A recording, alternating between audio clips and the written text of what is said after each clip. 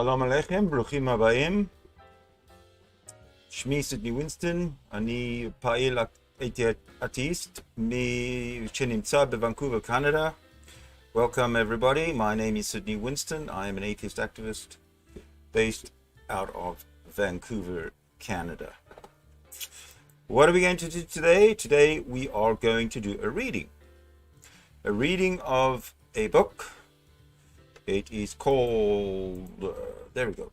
It's called Why There Is No God, and it's written by Armin Navabi of Atheist Republic. I own the book, and I also own the PDF. How I got the book, I bought the book through online. How did I get the PDF? Well, it's simple. You go to Atheist Republic on, I guess, Facebook, I think, I'm not sure. Somewhere. You go to Atheist Republic, you sign up for the newsletter, for the emails service, or the email, you sign up for something. I think it's emails, because I get emails from them all the time. And then you get a link to download the PDF, which is exactly what I've done. So the best thing to do would be for us to begin. If you give me one moment, I will be right back with chapter 1.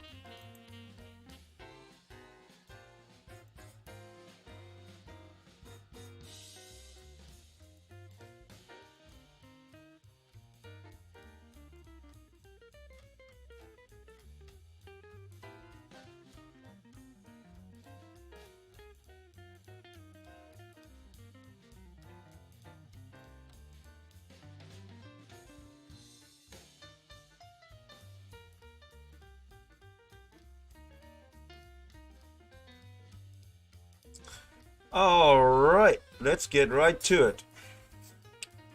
Chapter 1. Science can't explain the complexity and order of life. God must have designed it to be this way.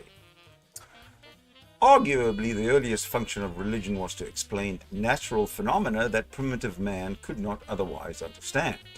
Lightning storms and volcanoes, for example, are natural forces that were once attributed to deities. Now that scientific progress has made it clear how and why many of these things occur, a god is no longer required to explain them.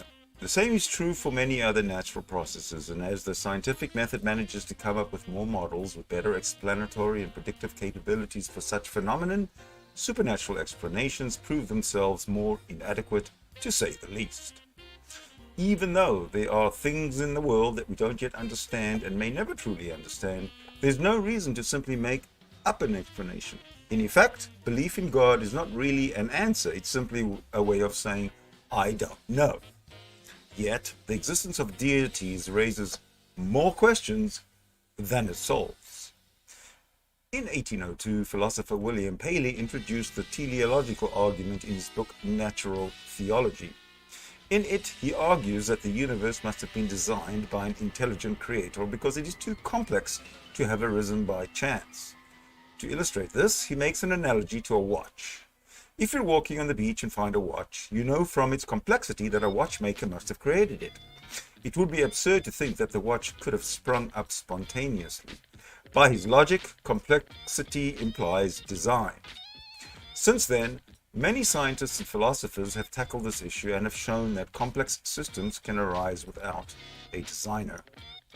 Evolution by natural selection is one such system.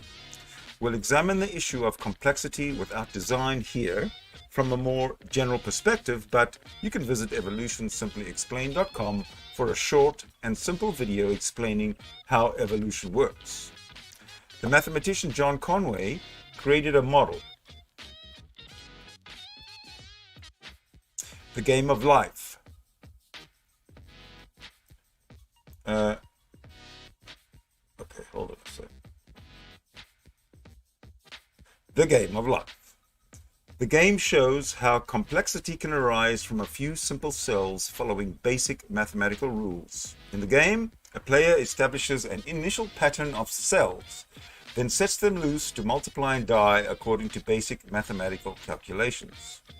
For populated spaces, if a cell has one or fewer neighbors, the rule is it will die.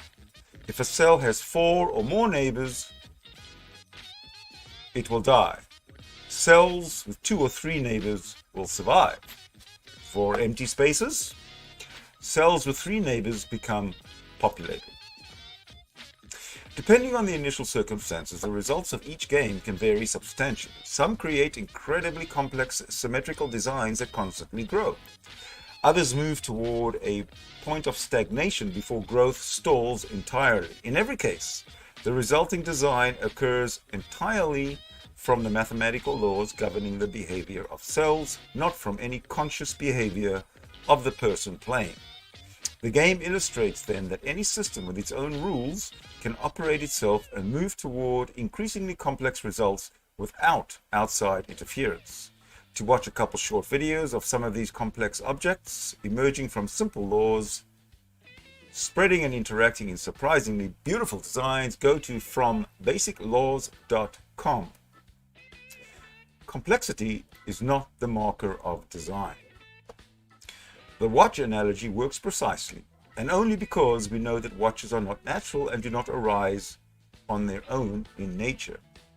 If design were truly responsible for everything, there would be no fundamental difference between a stone and a watch, because both would have been designed by an intelligent creator. Thus, we would not be able to recognize design from non-design, and the terms would be obsolete. Design exists purely in contrast to naturally occurring phenomena.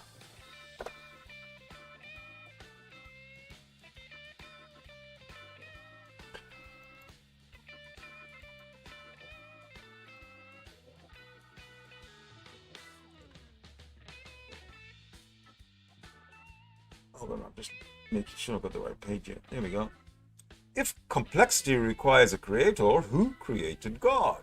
This is perhaps the greatest problem with the idea of complexity by design. Invoking a deity doesn't solve the problem of complexity. It introduces a new problem. If all complex things really do require an intelligent creator, then why is that creator himself not bound to the same rule? Would that complex deity not require an even more complex creator, and so on for infinity? The complexity of the universe is something that scientists continue to explore, and we may never have all the answers. But there's nothing wrong with that. Not knowing the answer to a question is not a valid excuse for making up a fairy tale to explain it.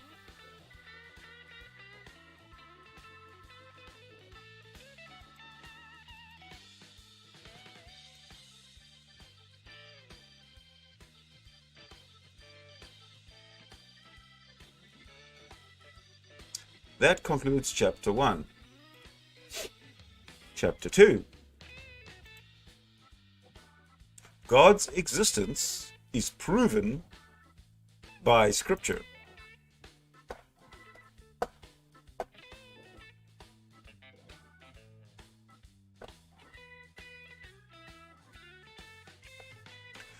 Many religions have certain holy books that are revered as true accounts. These are called scripture, text considered sacred and either inspired or directly dictated by a deity. Many of the adherents to these religions claim that their scriptures prove the existence of their deity. The Bible and Quran are held up by many believers as both guides for belief and historical accounts of reality. Many believers claim that their holy book of choice is uniquely perfect, thus suggesting its divine origin. This argument presupposes its premise. The people who hold up the Holy Scripture as evidence are the same people who already believe its contents to be true.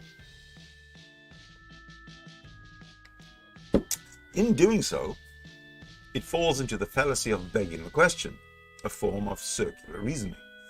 Where an argument's question presupposes its answer. This is no different than saying, "This is true because I believe it," which hardly counts as evidence. Documents are not self-authenticating. Just because something is written in a book does not mean that it's true. This is obvious. There are millions of fictional stories throughout history and plenty of other books that claim to be factual but have been proven to be false. The existence of scripture does not automatically prove anything about the veracity of what those scriptures contain. Additionally, the scriptures themselves are rife with contradictions. Ultimately, they are books that were written by fallible humans, and though there may be some grains of historical truth within them, there is also ample hyperbole, speculation, and mythology. Scripture is often inconsistent and inaccurate. Every holy book is full of internal errors, inconsistencies, and differing accounts. This makes sense when you consider that these books were pieced together by multiple authors over a span of centuries. If scripture was a document describing historical reality, the basic facts should be consistent from one account to the next. Some biblical errors are inconsistent with the observable laws of the universe. For example, Genesis chapter 1 verses 1 through 19 states that God created the heavens and the earth on the first day of creation. The stars, sun, moon, and other planets were all created on the fourth day, a full day after the creation of seed-bearing plants. This order makes no sense, as plants require sunlight to grow, even if you ignore the scientific fact that the sun and stars existed long before the earth and flowering plants. In the Quran, several scientific errors are also apparent. For example, the Quran suggests that the earth is flat, with the sun rising and setting in particular parts of the earth. I believe that's Surah 18, verse 86. Such errors make sense when considering the scientific knowledge at the time the Quran was written, but they would not make sense if the Quran had been written by an all-knowing deity, as is believed by Muslims, who hold true the belief that the Quran is a direct and exact word of God told to Muhammad. Other scriptural problems are internal contradictions. For example, the resurrection story. Arguably the single most important event in the Bible from a Christian perspective, is told in a number of different ways. Here are just a few of the inconsistencies between those versions. In Matthew, Jesus was buried by Joseph of Arimathea.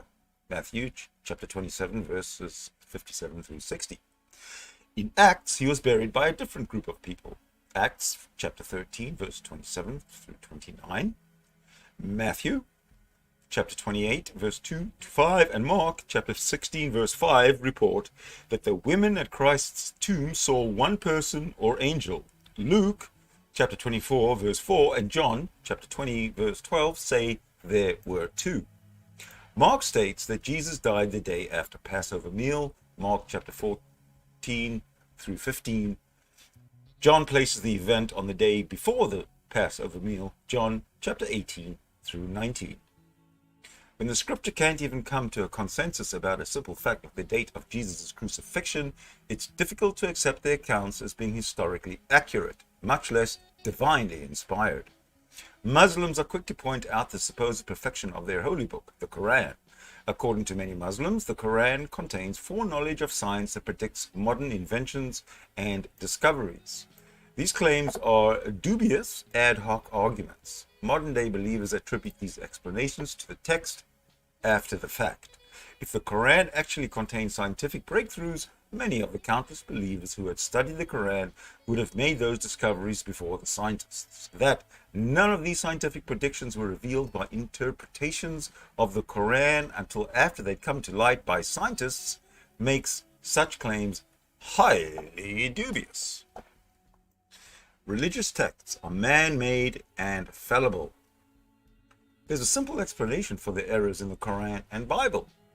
These documents were written by humans and in many cases were stitched together from oral traditions and transcribed decades or even centuries after the events described. Bear in mind also that the books of the Bible are largely anonymous. Names like Matthew, Mark, Luke, and John were added after the fact by editors and scribes. The actual identity of these authors is unknown. Biblical scholars estimate that the oldest books of the New Testament, Paul's letters, were written around 20 years after the date of Christ's supposed resurrection. Paul was not present for any of the events described in the Gospels, and he did not know Jesus personally.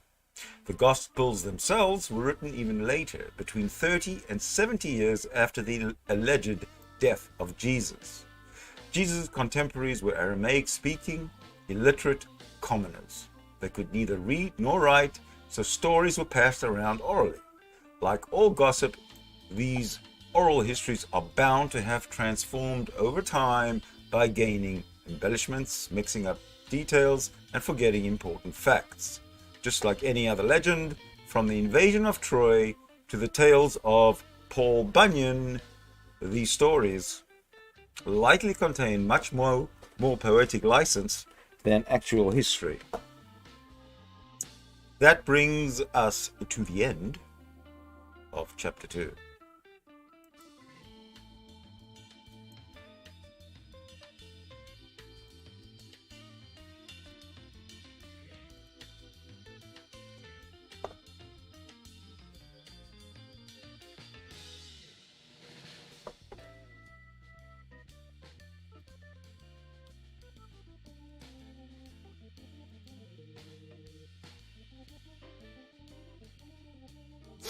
All right.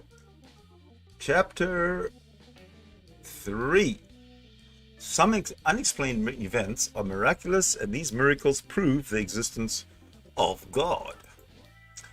Before discussing miracles in detail, it helps to have a firm definition of what exactly miracle actually means. The Collins English Dictionary defines it as an event that is contrary to the established laws of nature and attributed to a supernatural cause. In order for something to qualify as a miracle, it must be more than statistically unlikely. It must be physically impossible without some sort of supernatural intervention. This definition separates true miracles from events that are simply statistically unlikely. These latter events are noteworthy because of their rarity, but they exist within natural laws. For example, a person surviving a disease believed to be terminal only shows that the disease may not be fully understood or that the prognosis was not accurate. Our understanding of the natural world can be modified by new knowledge without needing to throw out our understanding of the laws of the universe entirely. An unknown cause is not the same as divine intervention. As a case study of perceived miracles, let's examine the belief in thunder gods within certain cultures. Throughout history, there have been many thunder gods spread out across multiple continents and civilizations. In most cases, the god created thunderstorms directly through his actions, whether this meant Zeus throwing lightning bolts or the beating of a thunderbird's wings. Today, when the scientific causes of thunder are well known, such myths seem absurd and antiquated. At the time, though, believers likely felt that thunder was a miraculous event requiring such divine explanation. This phenomenon of describing supernatural causes to mysterious events is a case of argument from ignorance. This is a fallacy where a person claims that a statement is true simply because there is no evidence to the contrary, even when there is also a total lack of supporting evidence. The argument takes the form: there is no argument against P, therefore P. In other words, there is no explanation for this event, so God did it. Imagine this analogy. Let's say that I claim that the sun runs on trillions of AA batteries. You claim that this is ridiculous. In response, I ask you to explain where the sun gets its energy from. Perhaps you don't know the answer or assume that no one yet knows the source of sun's energy. Would it be reasonable to consider this lack of understanding to be proof of my claim? Another problem with ascribing supernatural causes to mysterious events is that they are unfalsifiable, meaning that they can't be disproved. Unfalsifiable claims hold no merit without evidence. For example, there is no way to disprove that there is not a heat-resistant population of giant rhinos living close to Earth's core. Yet, the inability to disprove such a claim does not make it likely to be true. If a claim is unfalsifiable, the burden of proof for the claim lies on whoever is making the claim. For any given event, without an explanation, an unlimited number of unfalsifiable explanations could be offered, but none of them would necessarily be true. One person might ascribe a miracle to God, while someone else claims that space aliens are responsible. Without evidence to back up their claims, these explanations are equally meaningless. Time and again, events that may initially seem miraculous later on turn out to have a reasonable explanation. For example, near-death experiences are often held up as proof of the afterlife. During such an experience, a person may feel as though she is outside of her body, looking down on it, or she may experience the feeling of traveling down a dark tunnel toward a source of light. Some people report hearing the voices of departed loved ones, with these disembodied voices sometimes urging them back away from the light, which some believe may be the afterlife. These accounts can be compelling and, for the person experiencing them, very real. However, scientific evidence suggests a biological mechanism behind these responses, and the results can be triggered manually by doctors stimulating parts of a person's brain. Just because an event's cause is not immediately apparent or understandable does not mean that it must have a supernatural origin. It might simply mean that more research should be completed to understand it, or even that we may never fully understand it. Many events are inherently meaningless. The human brain is hardwired to recognize patterns, even in random, meaningless noise.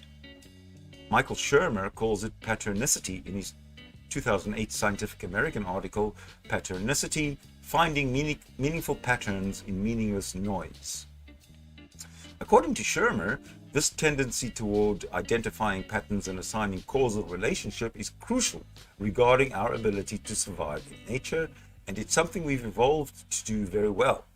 As Shermer explains in a 2010 TED Talk, imagine you are a hominid 3 million years ago walking on the plains of Africa, and you hear a rustle in the grass. Is it a dangerous predator? Or is it just the wind? Your next decision could be the most important one of your life. Well, if you think that the rustle in the grass is a dangerous predator and it turns out it's just the wind, you've made an error in cognition, but no harm. You just move away. On the other hand, if you believe that the rustle in the grass is just the wind and it turns out it's a dangerous predator, you are lunch. You've just won a Darwin Award. You've been taken out of the gene pool. This example helps demonstrate how natural selection can favor assigning causality between events. In a 2008 paper in the Proceedings of the Royal Society, B, The Evolution of Superstitious and Superstition-like Behavior, Kevin R. Foster and Hannah Coco conclude that the inability of individuals, human or otherwise, to assign causal probabilities to all sets of events that occur around them will often force them to lump causal associations with non-causal ones. From here, the evolutionary rationale for superstition is clear. Natural selection will favor strategies that make many incoherent causal associations in order to establish those that are essential for survival and reproduction. This type of learning by association is prevalent in all types of animals. In the case of humans, our ability to spot patterns is quite sophisticated. Unfortunately, the brain can also be easily tricked into seeing patterns when none exist. For example, shapes in the clouds, faces in wood grain, or voices in white noise. We're also quick to attribute meaning to things we experience, even if the event itself is inherently meaningless. As emotional human beings who form strong personal ties to one another and may care deeply for others, we cling to falsely perceived patterns, possibly as a way to make sense of both tragedy and success, and to, in some way, feel like we have some kind of reliable solution in situations where we sense a lack of control. All of this explains why many people are so prone to believe in miracles. It does not make those miraculous experiences true.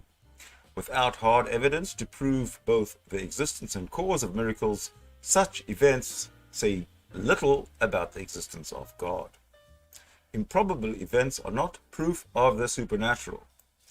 Many people turn to the supernatural when they witness a highly improbable event and consider it to be a miracle rather than looking for a natural explanation.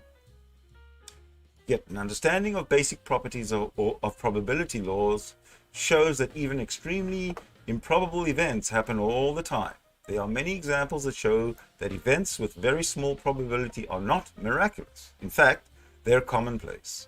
Mathematician J.E. Littlewood suggested that each one of us should expect 1 in a million events to happen to us about once every month. Failing to recognize this is due to us ignoring the astronomically high number of events that occur which we find insignificant. Events that we do find insignificant, such as winning a lottery or dreaming about your mother calling you right before waking up to her call, are just a tiny fraction of many other insignificant events with the same or even lower probability of occurring, such as the chance that you had a dream of your mother calling you and also running out of milk 5 days after at 7:21 a.m. As statistician David J. Hand explains, lives are full of events, minor and major.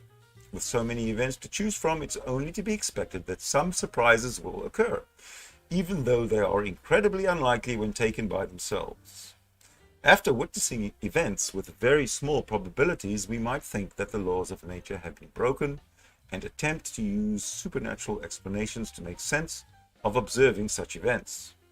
But no matter how unlikely an event is, it doesn't mean that a supernatural explanation would be more likely, especially when you consider the fact that in order for us to accept such an explanation, we have to agree that scientific models of nature that have consistently and accurately explained and predicted many natural events are completely wrong simply because we have witnessed an unlikely event. Yet, close analysis of such miracles have never led to any proof for a supernatural explanation. And, in fact, many have proven to be cheap magical tricks, hallucinations, or primitive misunderstandings of natural phenomena. This ends a chapter 3, I believe. I'm going to prepare now for chapter 4. Just give me a moment. I'll do this. That.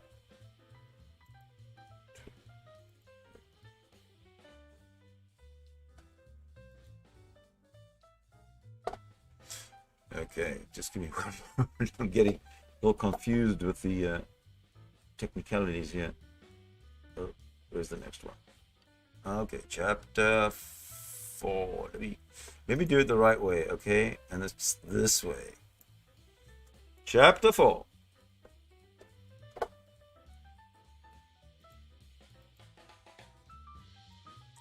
Morality stems from God, and without God, we could not be good people. Religion is frequently held up as a model of correct or moral behavior. Many holy books contain rules for how people must live in order to reach heaven or some similar blessed afterlife. And failure to follow those rules often means eternal banishment and punishment. A person who follows these rules and is godly is also presumed to be a moral, upright person, whereas atheists are frequently viewed with suspicion.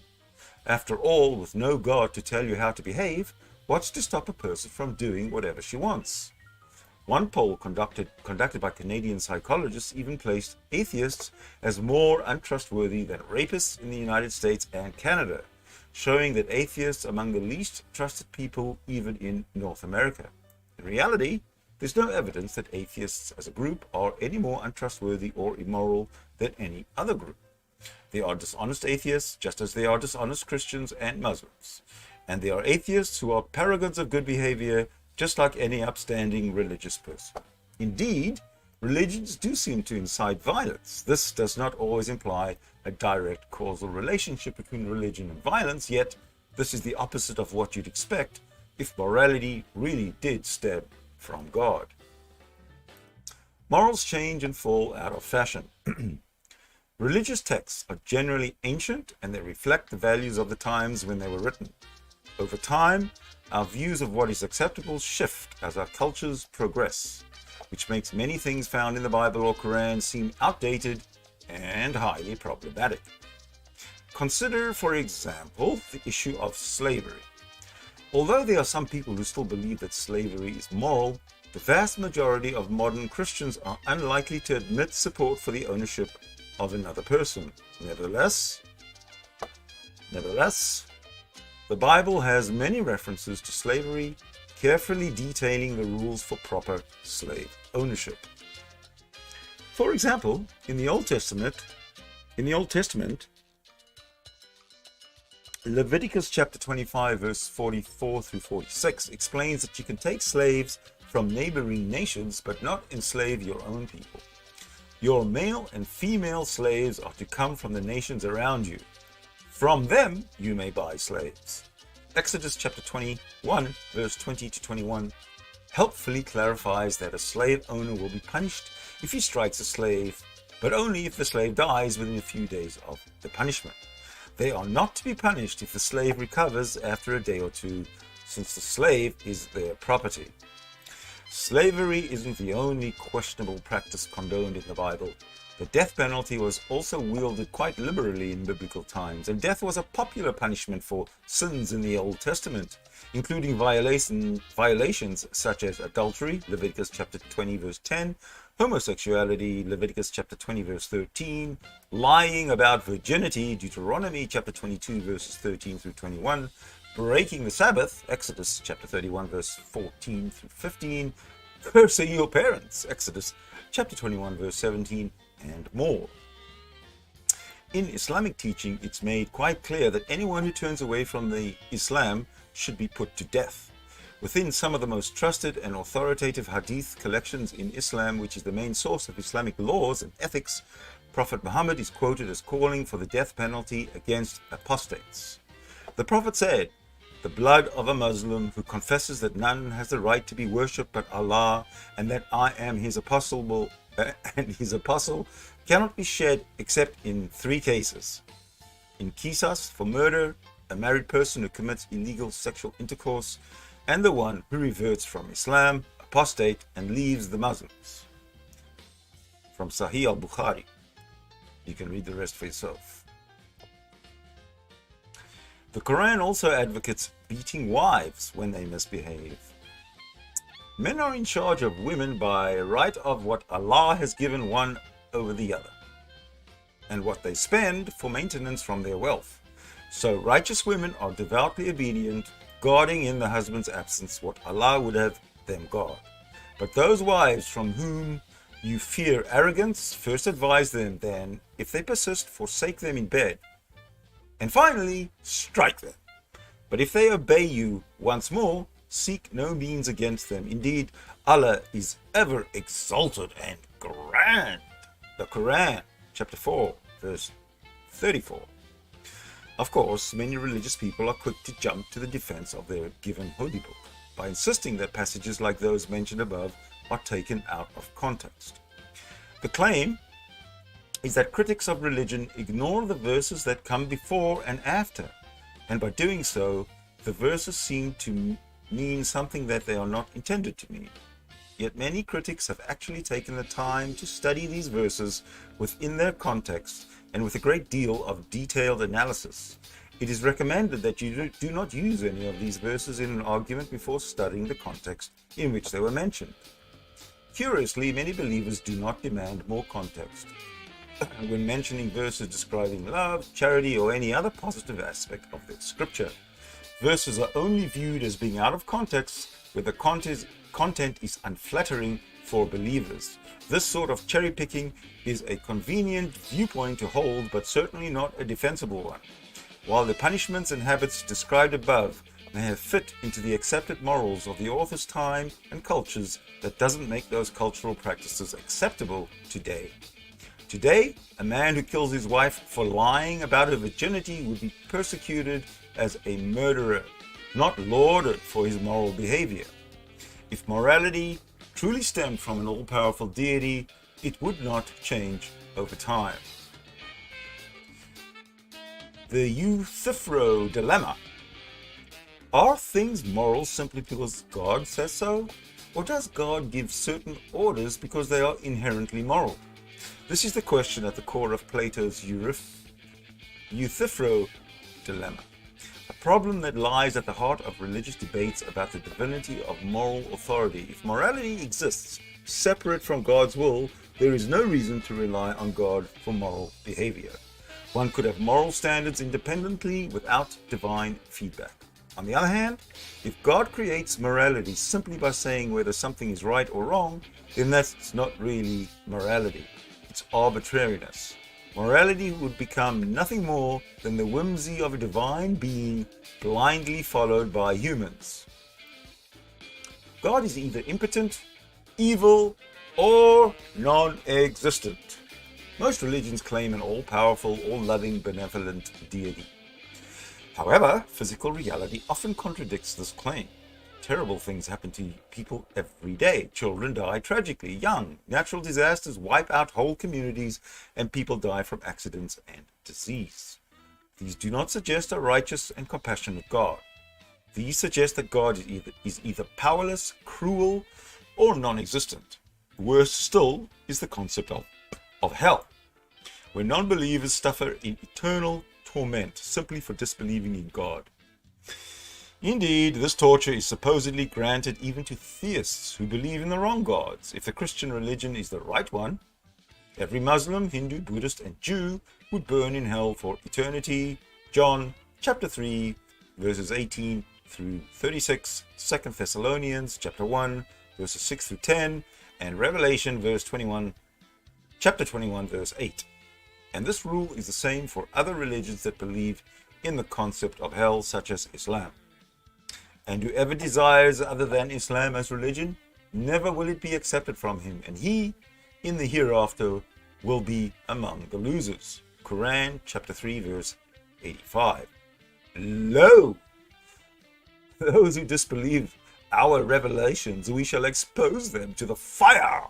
As often as their skins are consumed, we shall exchange them for fresh skins, that they may taste the torment.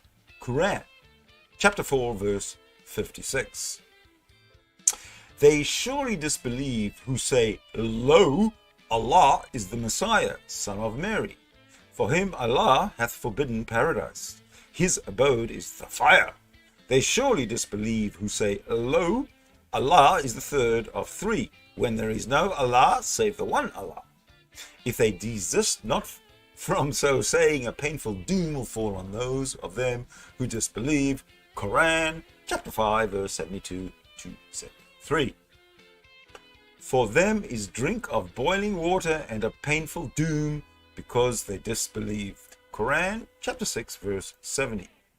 And the dwellers of the fire cry out unto the dwellers of the garden, Pour on us some water or some wherewith Allah hath provided you. They say, Lo, Allah hath forbidden both to disbelievers in his guidance. Quran, chapter 7, verse 50.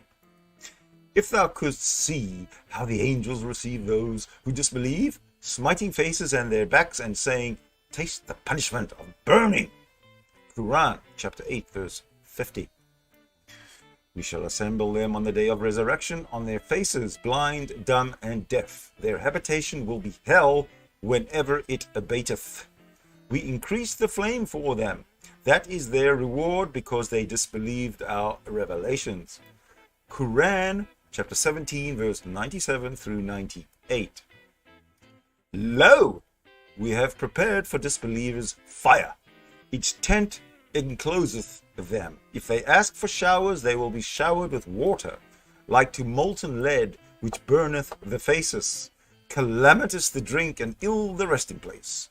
Quran, verse 18. Quran, chapter 18, verse 29. But as for those who disbelieve, garments of fire will be cut out for them. Boiling fluid will be poured down on their heads, whereby that which is in their bellies and their skins too will be melted, and for them are hooked rods of iron. Whenever in their anguish they would go forth from thence, they are driven back therein, and it is said unto them, Taste the doom of burning. Quran, chapter 22, verse 19 through 22. And those in the fire say unto the gods of hell, Entreat your Lord that he relieve us of a day of the torment. They say, Came not your messengers unto you with clear proofs? They say, Yea, verily, they say. Then do ye pray, although the prayer of disbelievers is in vain. Quran, chapter 40, verse 49 through 50. An all-loving God would surely not damn his children to an eternity of torture simply for being born into a culture that believes in the wrong deity, follows the wrong holy book, or attends the wrong type of church services. In a debate about morality in the Christian religion, Sam Harris points out the double standard in the idea of an all-benevolent God. When something good happens to a believer, believers often attribute that to God. When a disaster occurs, believers often explain that God's will is mysterious and cannot be comprehended by mortals. These two claims are in opposition. If God's will cannot be comprehended, how do we know that if he has good intentions at all? If God's will cannot be comprehended, how do we know that he has good intentions at all? It certainly does not lay a solid foundation for the claim of God as the ultimate source of morality. A natural explanation for morality. As science explores the nuances of human relationships, it becomes clear that morality can exist outside of religion. In fact, it's even limited to humans. Altruistic behaviors have been observed in animals, particularly those with complex social structures. Our brains have evolved with behavioral strategies that help the survival of our genes. This is responsible for selfish desires that have helped the survival of our species, but it has also led to altruistic desires, such as sympathy or the desire for fairness. Such natural desires have improved the survival of our genes by increasing cooperation among individuals. Social animals, including humans, behave in certain ways toward others because their brains have evolved to help to ensure not only their own survival, but also the survival of their genetic kin. to make us behave in such a way, our brains create feelings such as sympathy and a desire for fairness that are hardwired in our brains. As Samir Akasha of the Department of Philosophy at the University of Bristol explains, contrary to what is often thought, an evolutionary approach to human behavior does not imply that humans are likely to be motivated by self-interest alone. One strategy by which selfish genes may increase their future representation is by causing humans to be non-selfish in the psychological sense. Our genes are not conscious. They did not have the foresight to optimize our desires for maximizing human flourishing in modern societies. Hence, fully relying on our altruistic desires is not ideal. But humans are capable of conscious foresight and thus are able to design a more comprehensive set of standards. Ultimately, moral standards as we understand them are social constructs. They are tied intimately to cultural circumstances and can change over time. Nevertheless, the source of these standards is rooted in sentiments such as sympathy toward our fellow conscious beings and a desire for living in a peaceful and cooperative society. Social constructs that are based upon such desires are, at their best, designed for maximizing human flourishing while utilizing our evolutionary desires to encourage them. Given that these desires are intimately tied to our brain states, maximizing the level of happiness for the most number of people can be best achieved by a scientific understanding of how our brains function, and understanding what set of standards can best encourage more human interaction that lead to a functional society. That brings to the end chapter 4.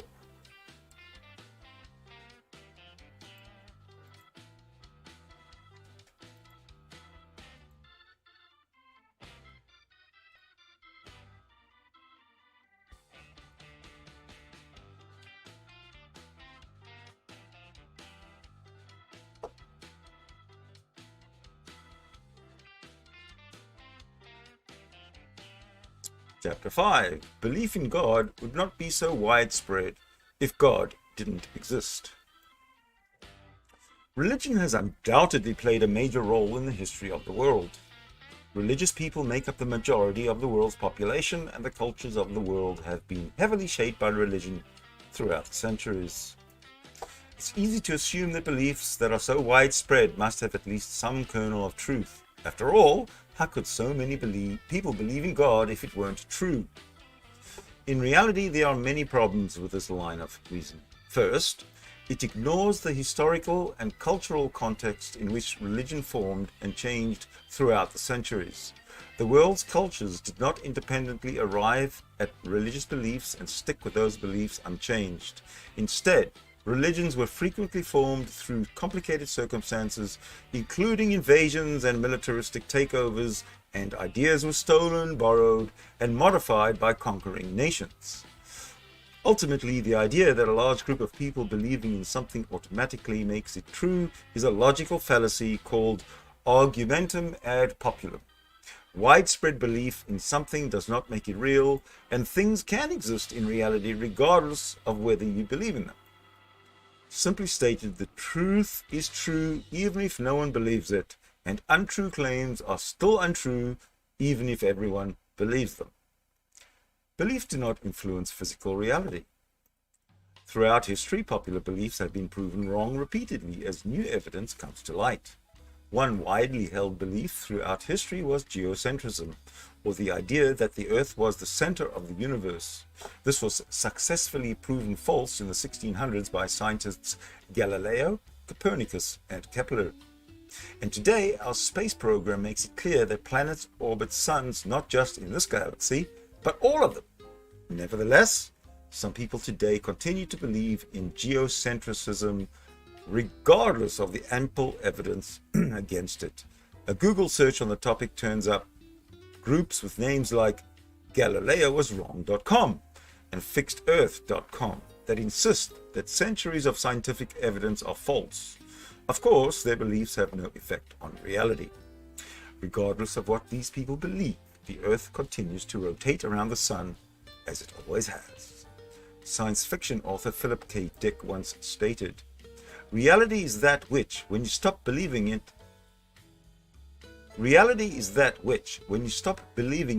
doesn't go away. This touches on the heart of the argumentum ad populum fallacy. Physical reality does not require belief to sustain it, and belief will not modify the rules of the universe. Religious belief is widespread, but specific beliefs are not universal. Even if the widespread nature of religion gave significance to the claims of theists, it would be difficult to determine exactly which claims it supports. After all, the world is made up of many different religions, and none of them agree about the nature of God. If God were truly responsible for religions being so widespread, wouldn't it make sense for those religions to have more in common? Most religions claim that theirs is the only true religion. Ultimately, if religion is meant to describe something that exists in physical reality rather than a subjective, mental, or emotional truth, every conflicting religion cannot be correct, and it is possible that all of them are wrong. If anything, the pervasiveness of religion throughout history and across the world might say more about people than it does about any hypothetical deity.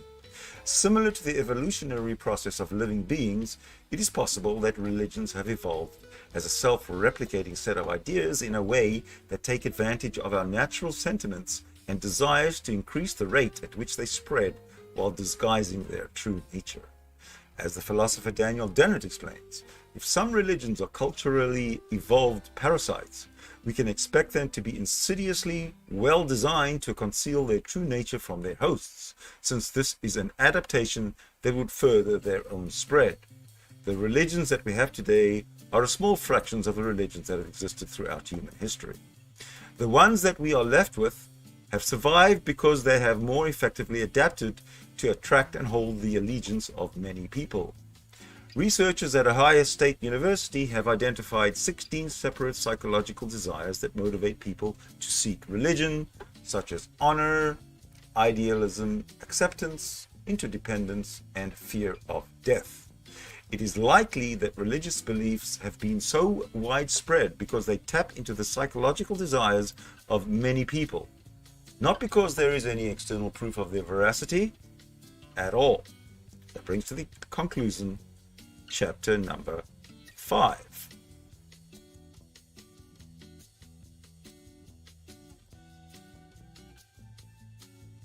Chapter 6.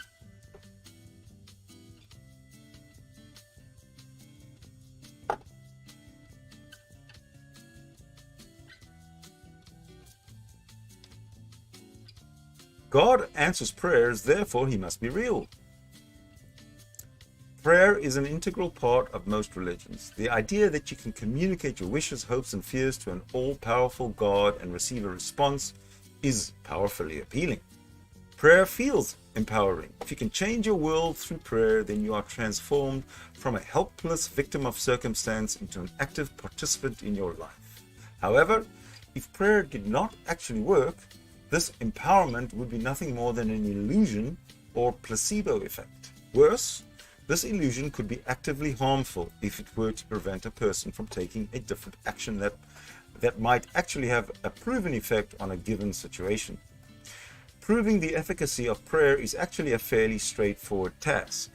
To establish a cause and effect relationship, you could create an experiment to isolate prayer as a variable and chart whether prayer had any positive effect on the outcome of a situation.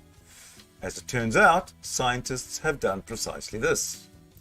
A study of heart patients in 6 separate hospitals sought to determine whether prayers from strangers would have any effect on a person's recovery. After carefully following the recovery of 1,800 heart surgery patients for 30 days after the surgery, researchers found absolutely no link between prayer and recovery. However, there was a significant difference between those who were aware of the fact that they were being prayed for and those who did not know. Those who knew ended up suffering more complications, possibly due to the additional stress it caused. Being told that a high number of people are praying for your recovery might increase how severe you would perceive your illness to be and thus negatively affect your recovery. To date, there have been no reputable scientific studies showing any clear link between prayer and healing. Confirmation bias. Of course, despite the lack of scientific evidence to support the efficacy of prayer, many people continue to insist that prayer has affected their own lives. These claims are difficult to refute because they rely on anecdotal evidence. Anecdotal evidence is basically any claim that says, "This is true because it happened to me or someone I know." While it may be true that the event occurred, anecdotal evidence does nothing to explain why or how it happened, which is why anecdotal evidence is of little use in science. In any case, where a person claims the healing power of prayer, it's important to look at all other possible explanations. If you have a headache, you might take an aspirin and pray for it to go away. When the headache clears, how can you know which actions, if any, were responsible?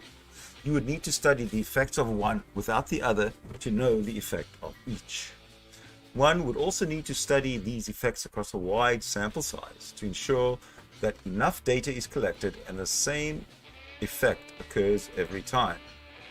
When considering the case of prayer's efficacy, you would need to avoid confirmation bias. Confirmation bias occurs when you record and remember events that confirm with your views and ignore or rationalize the times it didn't. By seeking out evidence that supports your beliefs and ignoring or downplaying evidence that might disprove views that you already agree with, you present a skewed image of reality. The self-contradictory nature of prayer. When considering the supposed power of prayer, it's important to look at the big picture. Every day, people die, divorce, become disabled, lose their jobs, or live in poverty. It's reasonable to assume that many of these people are praying for better circumstances without receiving any divine assistance. Similarly, consider that many prayers are inherently selfish. While you pray for your niece to get a much-needed heart transplant, someone else is praying for his organ donor son's life to be spared. Whether you're praying to win a war or a football game, you're also praying for the people on the opposing side to lose. To assume that God is not only personally invested in the minutiae of your life, but that your problems are ultimately more important than other problems he may be asked to solve, is both selfish and absurd, considering the incredible amount of individual problems and concerns of every human on this planet. Within religious circles, this issue becomes more insidious. Working from the assumption that God is good and hears all prayers, many believers of God offer a few possible explanations for why a prayer is not answered. You prayed incorrectly. You don't believe hard enough. God doesn't see fit to grant your wish. Some of these explanations shift the blame onto a person who may already be suffering. If you had simply prayed better or been a better person, bad things wouldn't happen to you. If you're unhappy with your life, perhaps you're just too stupid to understand what's best for you. The level of potential psychological damage that could inflict on a person is huge, and this kind of emotional torment cannot be justified in the name of an unsubstantiated claim.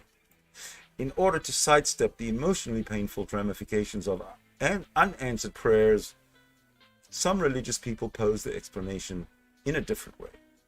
According to some believers, God answers prayers in one of three ways: yes, no, and wait. This sounds reasonable and even wise before you realize that this explanation is inherently meaningless. In fact, those three answers cover every possible outcome of any event. Either it will happen now, it will happen later, or it won't happen at all. This is true whether you pray to a deity or to a bar of soap. It does nothing to prove the existence of a deity. The harmful effect of prayer. Aside from the potential psychological damage prayer culture can inflict on those whose prayers go unanswered, prayer can be actively harmful toward people and communities. For example, parents who choose to pray for their children rather than seek medical assistance put their children at risk of serious illness or death. In the United States alone, about 140 children with easily treatable conditions died between 1975 and 1995 after parents withheld medical attention, relying only on prayer and faith. Similarly, While prayer is frequently a person's first response to a disaster, it's often the least helpful. Instead of praying for disaster victims, it would be more helpful to donate blood, send donations, or volunteer. These are actions that can actually have a positive effect on someone. That concludes chapter 5. Be back with chapter 6. Excuse me, that concludes chapter 6. We'll be back with chapter 7.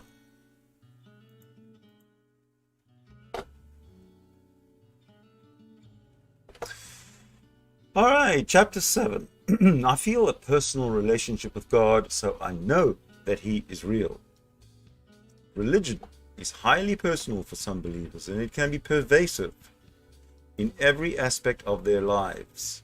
Cultural norms are heavily influenced by religious beliefs and practices, and many religions place a heavy focus on a person's individual relationship with a deity. Even people who are not otherwise affiliated with organized religions may feel strongly about their personal relationship with God.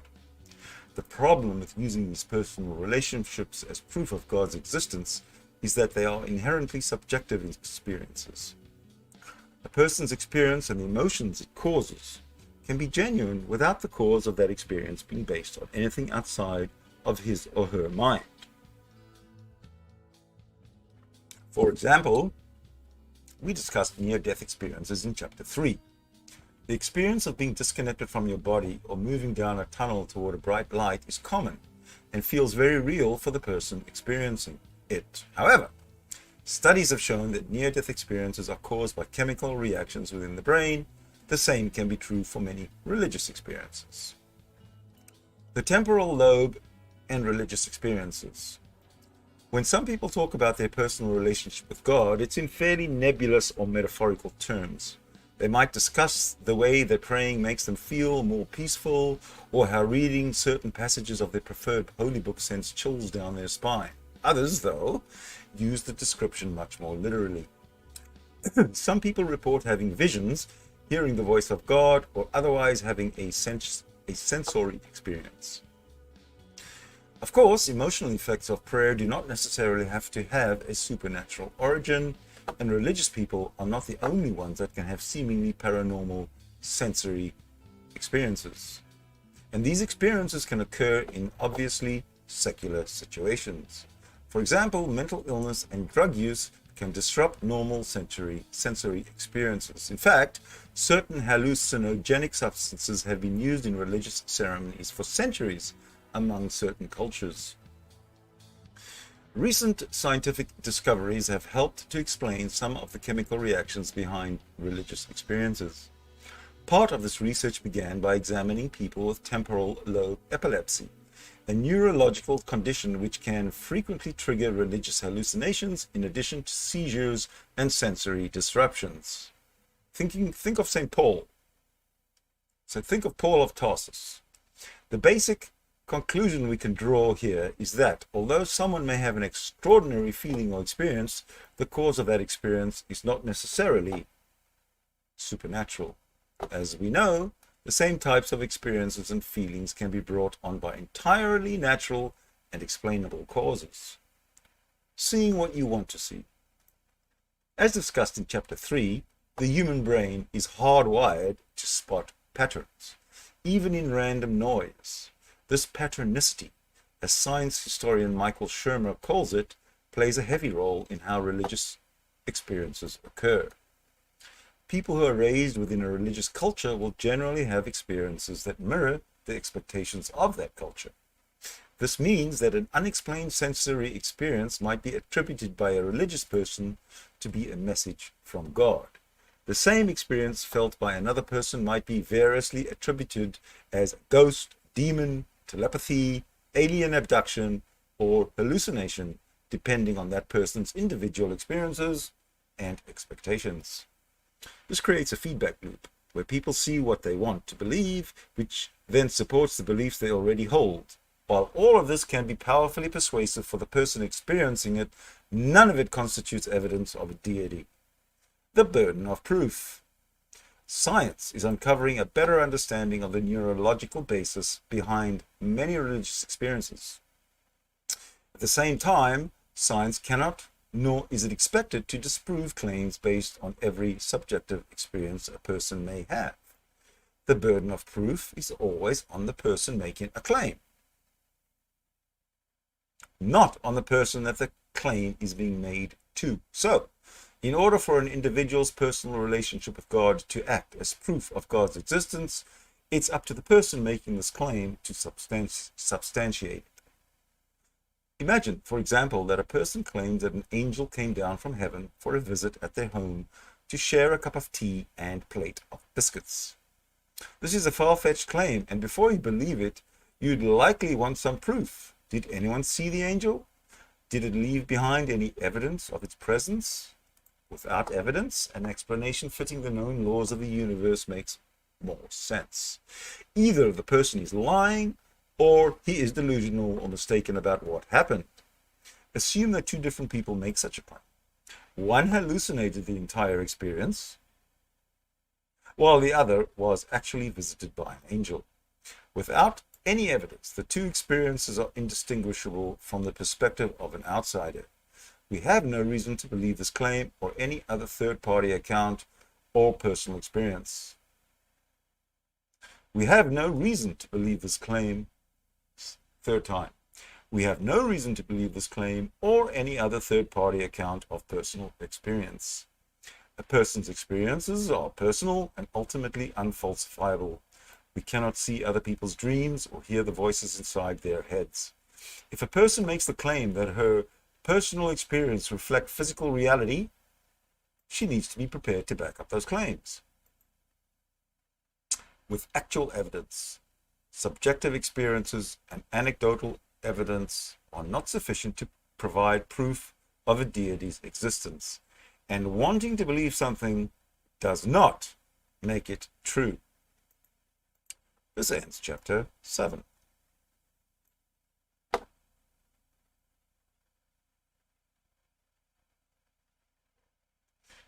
Chapter 8. It's safer to believe in God than be wrong and go to hell. In the mid-1600s, mathematician and philosopher Blaise Pascal introduced an argument that came to be called Pascal's wager. His argument discusses the issue of religious belief from a mathematical standpoint, determining that the cost of belief is lower than the cost of atheism. The wager takes the following format. If you believe in God and he does exist, you will be rewarded with eternity in heaven. If you believe in God and he does not exist, nothing will happen to you. If you reject belief in God and he does exist, you will be doomed to an eternity in hell. If you don't believe in God and he doesn't exist, nothing will happen to you. Based on these suppositions, Pascal reasons that it's always safer to live as though God is real, because if there is a God and you believe in him, the benefits are infinite. If you believe in God and turn out to be wrong, you will have lost nothing. If you don't believe in God and turn out to be wrong, the consequences are dire. Pascal was an admittedly brilliant mathematician, and his contributions to mathematics are valuable. As a theological argument, however, Pascal's wager breaks down for several important reasons. First, it's important to realize that the wager does nothing to prove the nature of God. It's not an argument for the existence of God at all. Actually, it's an argument against atheism based on the relative opportunity versus cost of belief. Second, you must recognize the limitations of Pascal's premise. As a Christian apologist, his argument works only for the Christian God. It ignores the possibility of any other deity and assumes that the motives of God are consistent with the teachings of basic Christian theology. Viewed in the context of world religion, the wager falls apart completely. The wager is based on the mathematical analysis of 4 outcomes. However, if you throw this multitude of world religions into the equation, the premises and mathematical analysis becomes much more complex and convoluted, making your chances of a successful wager significantly slimmer. Now, choosing the right God. Multiple religions exist throughout the world, and the messages of most are at odds with each other. Excuse me, I have to take a break.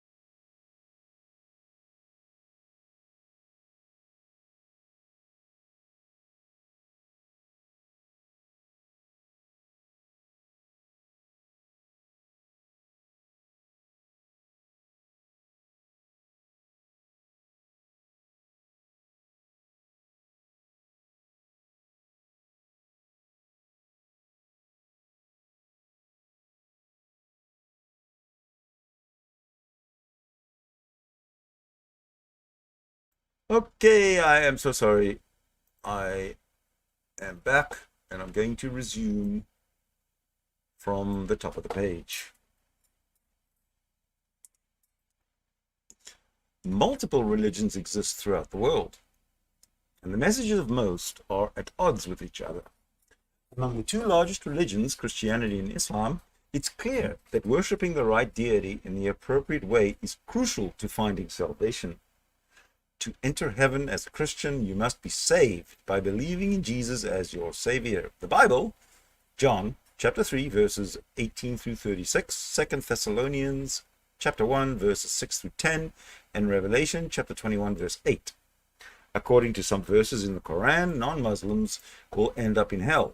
The Quran, chapter 3, verse 85, chapter 4, verse 56, chapter 5, verses 72 through 73, chapter 7, verse 50, chapter 17, verses 97 through 98, and chapter 98, verse 6. All of this means that belief in God alone is not sufficient to enter heaven. It also means that if you happen to believe in the wrong God, you can still end up in hell, even if you follow the tenets of your chosen religion perfectly. For example, if the Judeo-Christian God was real and the Bible accurate, every Muslim, Buddhist, and Hindu would go to hell, regardless of how devoutly they believed their own religion. The Bible says, "He will punish those who do not know God and do not obey the gospel of our Lord Jesus. They will be punished with everlasting destruction and shut out from the presence of the Lord and from the glory of his might." 2 Thessalonians chapter 1, verse 8 through 9. Similar verses are seen in the Quran. "And whoever desires other than Islam as religion, never will it be accepted from him, and he, in the hereafter, will be among the losers." Chapter 3, verse 85. According to some definitions of Islam in the Quran, this may include Jews and Christians, but not members of non-Abrahamic religions and people with no religious affiliation, which together account for about 45% of the world's population. Remember also that not every religion supports the idea of heaven and hell. If the right God came from a religious tradition without such an afterlife, Pascal's wager ceases to work. Pascal's wager assumes a very narrow and specific definition of God. Even if there were a God, there is simply no way to know that the assumptions laid out in the wager are actually accurate. For example, why would an all-powerful and benevolent deity banish his creations to hell for disbelief? It's equally likely that a deity might reward his followers for being skeptical, in which case Pascal's wager crumbles. Moreover, believing in God simply to avoid the punishment of hell is an empty type of belief. Surely an all-knowing God could identify this insincerity and reward only true believers, not those who worshipped just to avoid consequences. What's the harm? Pascal suggests that there's nothing to lose in believing, even if God is not real. This is not necessarily true. Belief in God could come with a high price for some. Some of the most powerful nations in the world are making major political decisions based on a belief in God. Wars are fought using religion, and the rights of some individuals and groups are oppressed in the name of God.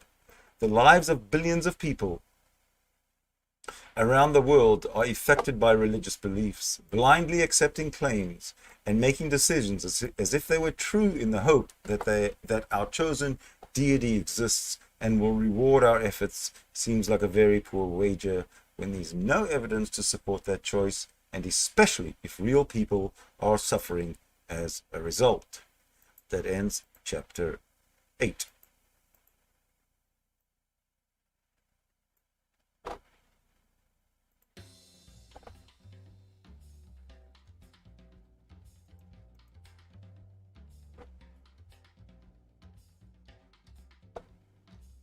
Chapter 9. God isn't defined. God cannot be comprehended or described. One must simply have faith. When other arguments fail, many theists turn toward an appeal to faith. This argument takes several forms. I don't need evidence, I just have faith. If you had faith, you'd know that it was true. God cannot be comprehended or understood, you just have to believe. In every case, the appeal to faith is ultimately fallacious. By this definition, an appeal to faith is also an abandonment of reason. When one has no logical argument for a claim, they turn to faith as an explanation for their belief. Stating that you have faith in something might explain why you believe in it, but it does nothing to compel anyone else to believe the same way.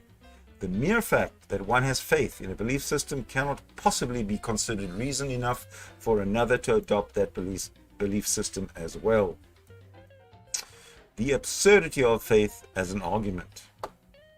Faith is often invoked in an argument when the person making a claim runs out of rational explanations to support his beliefs. It's a distraction from the fact that there is no real evidence. Once faith enters the equation, the argument can quickly dissolve into absurdity, as absolutely any claim could be supported by faith. You might believe that your dog is secretly a werewolf, that you are abducted by aliens every night while you sleep, or that the president is actually a holographic illusion. You have no proof to substantiate these claims, but you have faith that you're correct. That doesn't mean anyone would be compelled to believe you, however. If anything, take 2. That doesn't mean anyone would be compelled to believe you. However, if anything, the strength of your conviction might be viewed more as a sign of insanity. Come on, mouse, work.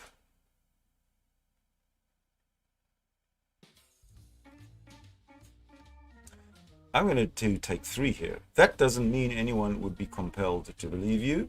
However, if anything, the strength of your conviction might be viewed more as a sign of insanity than the truth of the claim.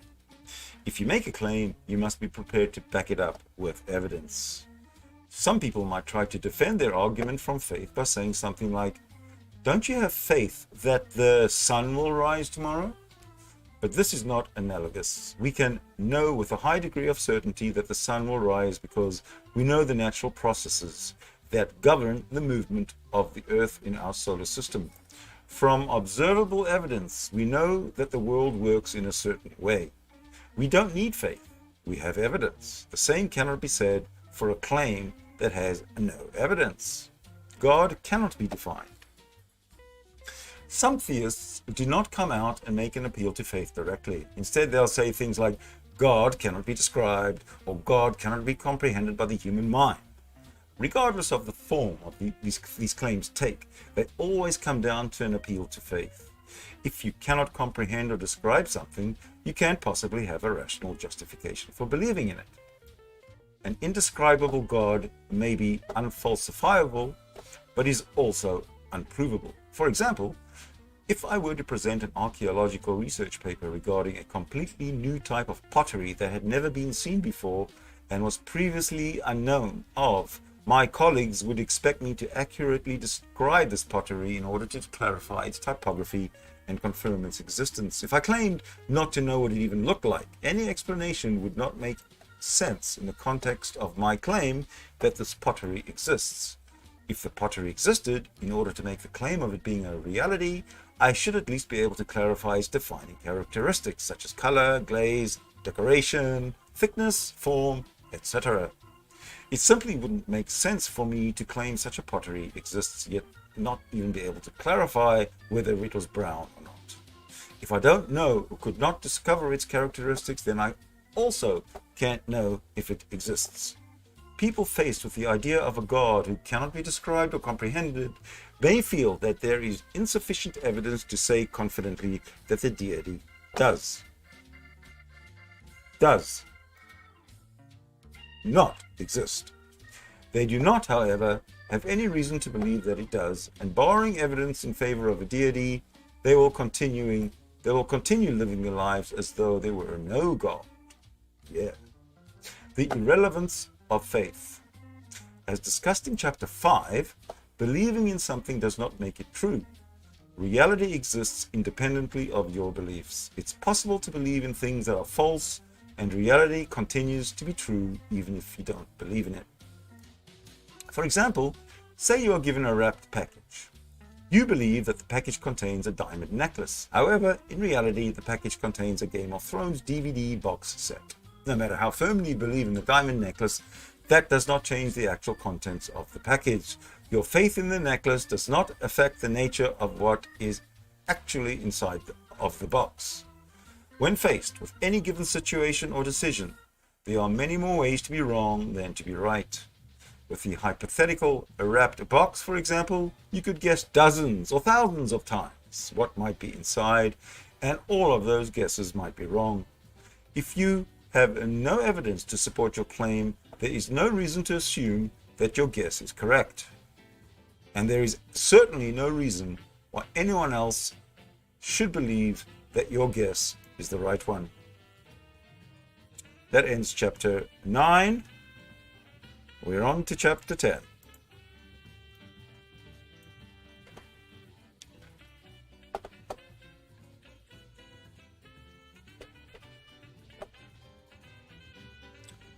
There's no evidence that God does not exist. There's no evidence that God doesn't exist. When confronted with criticism, some theists will pull out this argument in an attempt to shift the burden of proof toward the critic. Although this tactic can feel very clever, it opens a door to absurdity. This argument seems to suggest that we believe in everything, even things we have yet to think about, until that belief is proven false. That's simply not a logical way to perceive reality. If the criteria for something being accepted as true was based purely on there being no evidence against it, an endless number of hypothetical objects could suddenly become real. This has been the source of numerous playful thought experiments by skeptics around the world. The flying spaghetti monster who created the earth with his newly appendage. The invisible pink unicorn whose believers logically know that she must be invisible because she has not been seen, yet have faith that she's pink. The dragon in Carl Sagan's garage, a thought experiment he describes in The Demon-Haunted World. The dragon is invisible, floats in the air, generates no heat, and is incorporeal, thus evading all forms of sensory detection. Russell's teapot, a hypothetical teapot that you cannot prove isn't orbiting the sun. Of course, all of these examples were designed in good fun. Bertrand Russell does not actually believe that there is a teapot orbiting the sun. However, there is no way to definitively prove that these fanciful claims aren't true, which demonstrates the total absurdity of this line of thinking.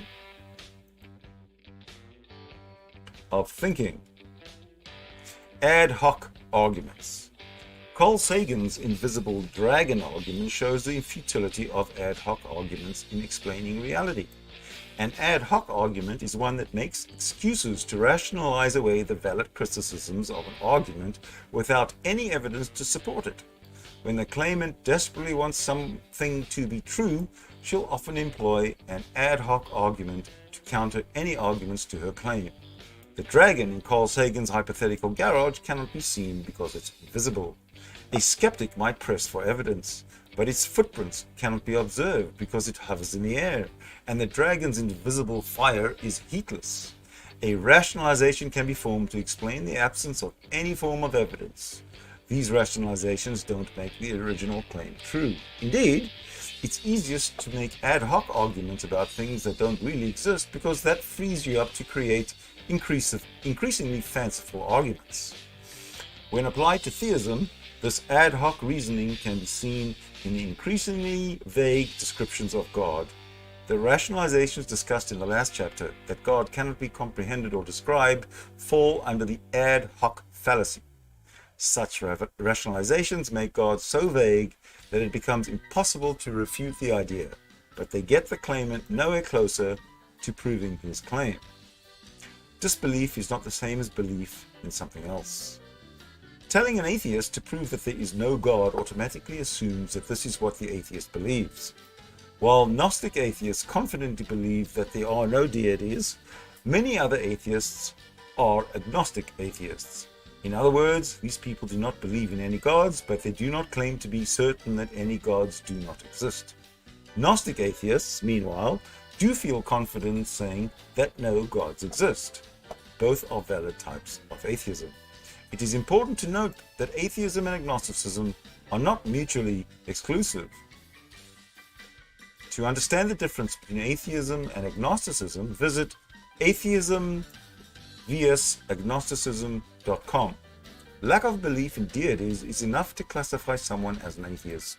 Lacking belief in something does not mean that you believe it to be false. It just means that you have no conviction that it's true. For example, a friend of yours may believe that Ford is the best car company in the world. You have no particular opinion in the matter one way or the other. You don't believe that Ford is better than any other car brand, but you also don't know that it's not the best car brand. In this situation, you would be agnostic about your friend's claim. In actuality, most people are atheist about at least some gods. After all, there are thousands of gods throughout the history of world theology, but the majority of religious people have no problem in disbelieving Zeus, Thor, or Anubis. Jews and Muslims have no trouble denying the divinity of Christ. Monotheists are well practiced in disbelieving other gods. As Richard Dawkins put it, atheists simply take this one God further. Religions demand perfect evidence from anyone rebutting their claims, but offer none for their own claims. If faced with convincing evidence in favor of any deity, we should reconsider our position. But we need to ask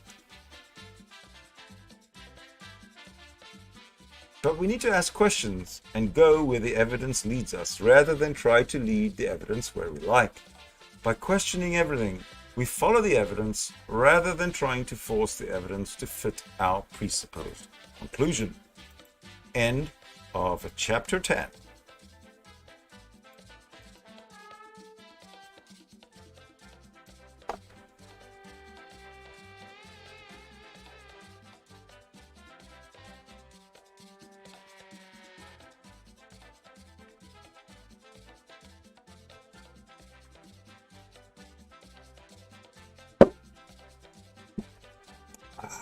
Okay, chapter 11. If there is no God, where did everything come from? Without God, there is no explanation. The origin of the universe is one of the greatest unanswered questions in the history of mankind. Humans have been debating it for thousands of years, and every religion attempts to posit a different explanation. In chapter 1, we discussed the issue of complexity and touched on the origins of life.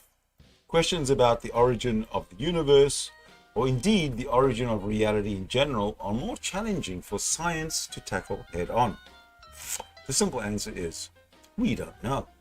We may never know exactly how the universe was formed or what, if anything, came before it, although science does have a few ideas to explore. However, not knowing the answer does not give us free range to make something up. It's human nature to be uncomfortable with the unknown. Historically, humans have filled these uncertain areas with a deity or other supernatural claims to explain what they have yet to discover. This creates a God of the gaps, wherein God is invoked as an explanation in events that humans don't yet understand. The problem with this, of course, is that scientific knowledge is always expanding, and the gaps continue to grow smaller. We have identified many of the natural causes behind these gaps throughout our history and have yet to come across God in any of them. It's possible that this pattern will continue in the future, leaving a little room for God as a weak explanation, and the current monotheistic ideas of God will become as outdated for future generations as the Greek pantheon is today. The prime mover. The cosmological argument for God is an attempt to infer God's existence from the known facts of the universe. Essentially, this argument states that because everything is derived by cause and effect, something must have caused the universe to be created. However, although many physical laws of the universe do generally work in a cause and effect way, that does not necessarily mean that God is the cause. If you follow events backwards through time, you will always find a preceding event that led to it. But theists reason that this chain of events could not go on forever. Something must have started all of it into motion. Since events cannot cause themselves, something else must have existed first to cause all of these things. This might seem like a reasonable argument, but it fails victim to the same problem as the hypothetical God behind the argument from design, as discussed in Chapter 1. If everything has a cause or a creator, then who created God? And who then created the entity that created God? Rather than solving the problem of infinite causality, the cosmological argument simply recreates the problem using different terms. God is used as an answer, but in reality, the issue of God simply raises new questions. You cannot solve a mystery by using a bigger mystery as the answer. This issue falls prey to the special pleading fallacy, a specific type of hypocrisy that arises when someone realizes that the solution he's offering fails to live up to the rules he's already established. In this type of fallacy, the rules apply to everything but the arguer's solution, which gets a special exemption. Take 2. In this type of fallacy, the rules apply to everything but the arguer's solution, which gets a special exception for the rule, despite there being no clear reason why that exception should exist in the first place. If everything requires a creator, why doesn't God? And if God does not require a creator, why must everything else? Indeed, if we can accept the idea that something could exist without being created, as theists claim for their gods, then why could this same logic not apply to the universe itself? This would cut out the middleman and make just as much sense as a deity without the other complications that belief in God can create. Misunderstanding physics. Many theists who pose the cosmological argument do so from a place of misunderstanding physics. Most specifically, they will cite the first law of thermodynamics, stating that matter and energy cannot be created or destroyed. Note that mass is a form of energy. From this, they postulate that something cannot come out of nothing in the natural world, which necessarily means that a supernatural explanation is required. While the theistic argument claims that the first law of thermodynamics proves that there needs to be a source for all matter and energy in the universe, in fact, there are other ways that this could be true. For example, the universe or multiple universes could have existed forever with the same amount of matter and energy. Or the universes or multiple universes, positive and negative energy could add up to 0.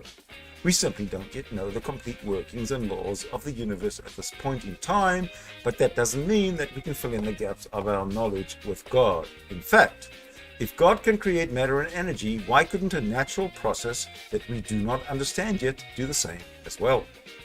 Additionally, the very idea of invoking natural laws as a defense of the supernatural is inherently absurd.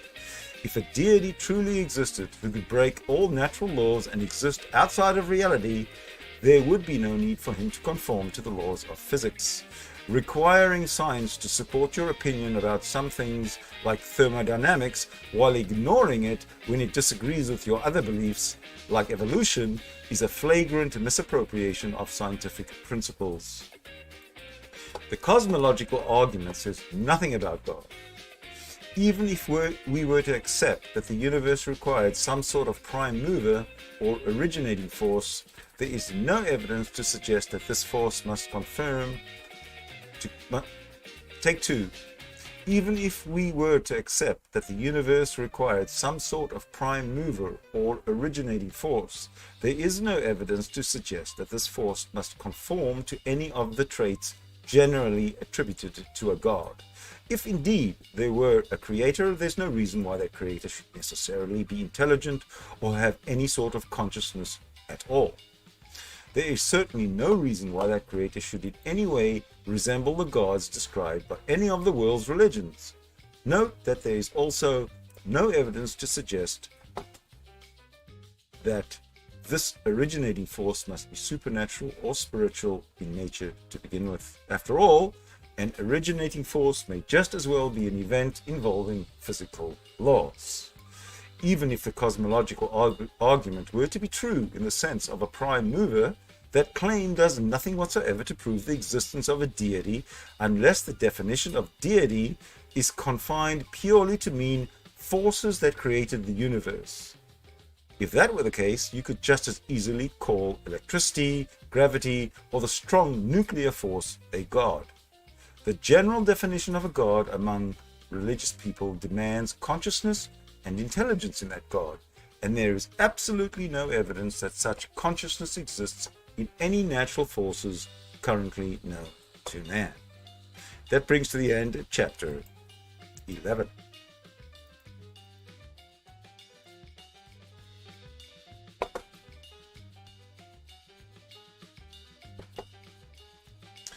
Chapter 12. My religion, God, has helped me so much. How could it not be real? For many believers, religion does more than provide answers about the nature of reality or moral life. It also provides a social framework and support system, and this can make up the backbone of a person's cultural identity. In some places, culture and religions are so tightly entwined that they become inseparable, and rejecting the tenets of religion can impose feelings of isolation. To be sure, churches, mosques, temples, and other religious communities have many beneficial features. They host social events and facilitate friendships. They provide support, offer counseling services, and pool resources to offer financial support. Some religious groups are active in their communities, and many well-known charitable organizations have religious roots. However, the benefits of religious communities do not prove the existence of a deity. If anything, what they prove is that people can be mobilized to do great things to help themselves and each other when united under a common goal. The benefits of belonging to a religious community are not uniquely theistic, and it's possible to get similar results through a secular community without any of the more harmful aspects of religion. There is no evidence to suggest that God helps people. There is, however, ample evidence that people can help themselves and each other. As such, the benefits of a religious community can be found in any group of people united toward a common cause. Many atheist groups and organizations also exist to provide a sense of community and support for non-religious people. Positive experiences do not prove God. In Chapter 7, we discussed the difficulty of disproving a person's subjective experience, but we also showed how those subjective experiences could not serve as evidence to support the claim of a deity. The same is true for a person's experience as a member of a church, mosque, or temple. A person's experiences within a particular religious community may be positive, but those experiences are by no means guaranteed or serve as proof of the existence of God. Atheists and theists alike can suffer from depression or overcome adversity. This does not affect the argument for God in any way. Helpful people or beneficial communities are not localized to any particular religion. Many advocacy groups are secular, such as Doctors Without Borders and UNICEF, and it's hard to ignore the contributions these groups have made. Clearly, it's possible to make a positive impact without God. A beneficial community, therefore, does not require a deity nor provide evidence for one. Furthermore, not everyone who attends church will have a positive experience. Additionally, many terrible crimes have been committed in the name of God, including wars, genocide, and suicide cults. If the positive things that can happen in church are evidence of God's benevolence, then would these negative outcomes be evidence of God's cruelty? To suggest otherwise would be to fall into the fallacy of special pleading, as discussed in the last chapter. What about the people God doesn't save? For every story about God or For every story about how God or religion has brought about good things or events in a person's life, there are also religious people suffering. Believers experience hardship. They can get sick, suffer from depression, endure domestic abuse, or die prematurely, just like anyone else. If God is really responsible for all these things that happen in a person's life, he must also be responsible for the bad things, or at least allow them to happen. As mentioned, religion has also been responsible for a lot of terrible things throughout history, both on an institutional and personal level. If you accept that God is responsible for the good things that happen in a person's life without evidence, how can you not also accept that God is responsible for people murdering their families, participating in religious wars, or discriminating and harming others based on religious beliefs and viewpoints? As discussed in Chapter 6, prayer culture can have an insidiously devastating effect on an individual. According to many believers in the power of prayer, all things that happen are God's will, and you can change your circumstances through an appeal to the deity. For many, this means that if their prayers are not answered, it's their own fault. They prayed incorrectly, didn't believe enough, are not godly enough, or do not ask for the right thing. On the other hand, if things are going well in your life, it's because your prayers have been answered, or because God is good and merciful. This can create an environment of crippling insecurity and learned helplessness. These religious messages teach people, especially young people, that they are not in control of their own lives and do not have the power to shape their own destinies. The psychological consequences of this can become devastating. Psychologist Dr. Marlene Unnell refers to such problems as religious trauma syndrome. I'll repeat, religious trauma syndrome. A cluster of symptoms including anxiety, depression, and social functioning troubles caused or exacerbated by religious indoctrination. That concludes chapter 12. Oh my goodness.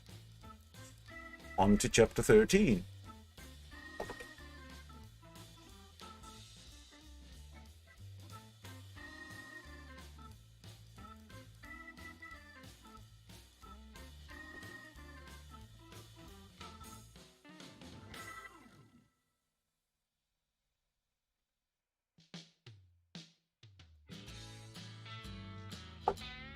Chapter 13.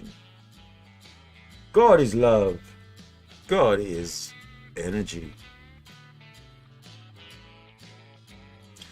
In chapter 9, we discussed the tendency of some religious people to redefine God in such a way that their claims become unfalsifiable. A vague concept of God becomes impossible to disprove, but it is also impossible to support with any type of evidence. If you claim that God exists, but cannot say exactly what God is, your claim is ultimately meaningless. Some people attempt to define God as being synonymous with things that are already proven to exist. Nature, the universe, love, energy, etc. For example, author Brandon McPhillips suggests in his article Einstein Proves the Existence of God that God is the energy that creates mass, as described in the famous equation E equals mc squared. According to McPhillips, the energy responsible for creating the universe and everything within it is God. The problem with this is that we already have the word energy, and it suits this purpose of describing energy just fine without using the word God. God is a term that comes with a lot of additional baggage.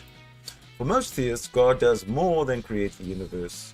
He's also responsible for answering prayers, passing divine judgment, or causing things to happen in an individual's life. God has a consciousness and ability to think, speak, act, and make decisions. There is no evidence whatsoever that energy has consciousness or self-awareness. Without those qualities, nothing about energy is divine or supernatural. Saying that God is energy serves only to talk about the proposed definition of words. It does little to provide more information about the physical world, and it certainly says nothing about the nature of existence of a deity. Definitions of God.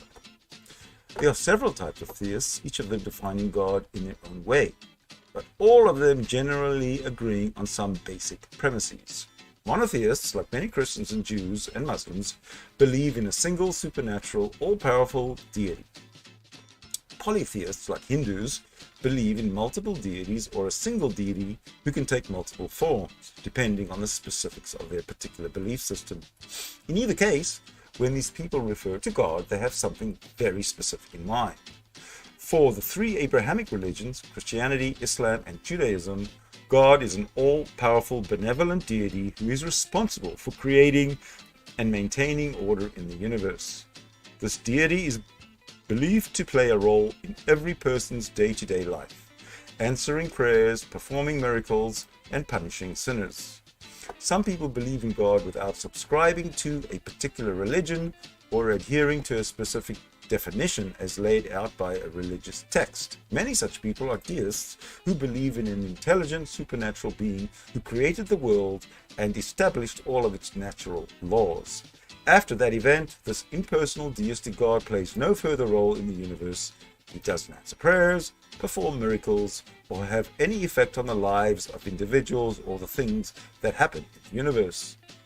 Although the deist God is quite different from the God of most theists, he is nevertheless presumed to be an intelligent, supernatural being with some sort of consciousness. Although deists often do not describe to any particular church or religious affiliation, they are nevertheless theists. The problem with deism is that it's ultimately impossible to prove. A passive, non-intervening God is indistinguishable from the complete absence and non-existence of a God in our universe, as neither of these scenarios include a deity intervening or affecting our world. For some people, God is simply a word used to describe certain concepts, like natural laws or the universe itself. A pantheist is a person who believes that the words God and nature are synonymous. In some cases, people with these beliefs may believe that these natural forces are inherently divine. Others may see some sort of spiritual power in nature without ascribing it to a deity. They do not believe in the existence of a supernatural sentient being that exists apart from the natural world.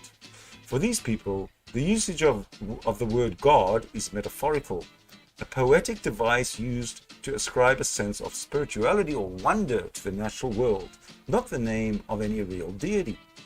Pantheism is, as Richard Dawkins put it, sexed up atheism. All of this quibbling about language may seem inconsequential, but it underlies an important point about the way we approach language and our world. If the word God can mean anything to anyone, then it essentially carries no meaning. The very concept of human language and communication depends on words and sounds that are clearly defined and have a consistent meaning throughout the population of those who use that language. Words are not objects. The words used to describe an object The words used to describe an object have no effect on the nature of the object itself. When imagined in other terms, it becomes clear how fallacious the argument God is energy really is. God is my pet cat. My cat exists, therefore God exists. All this serves to prove is that my cat's name is God. It does not imbue God the cat with any of the qualities people assign to deities: omniscience, omnipotence, benevolence, or having supernatural abilities. Thus, calling my cat God is meaningless in terms of defining and proving the existence of a deity. The same is true for God is energy or any other similar claim. Unless you are also claiming that energy has the supernatural abilities generally attributed to deities, the statement is void of meaning. Just like claims for the existence of the Abrahamic God, claiming that energy, love, gravity, or any other natural force has supernatural abilities can be ignored if not supported by verifiable evidence. We already have words for things we know to exist. We don't need to redefine these words, and doing so only serves to create confusion and a breakdown of effective communication and language understanding.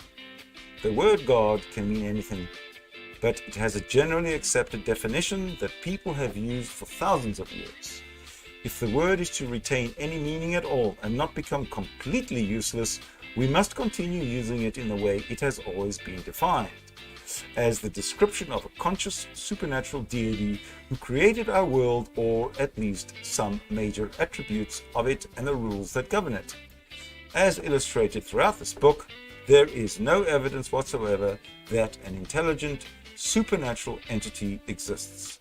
Saying that God is energy does not support the theist concept of a God, and thus cannot act as any sort of counter-argument against theism. That ends chapter 13.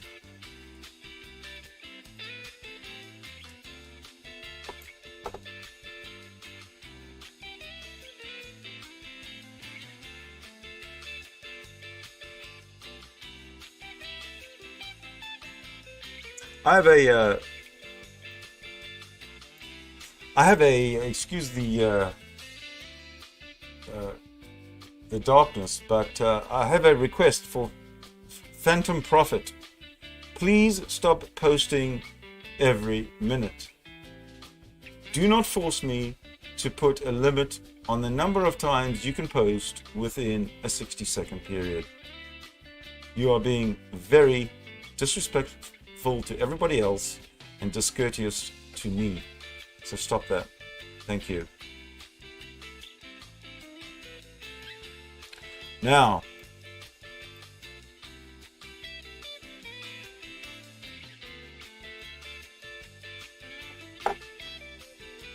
chapter 14. The laws of logic prove the existence of God.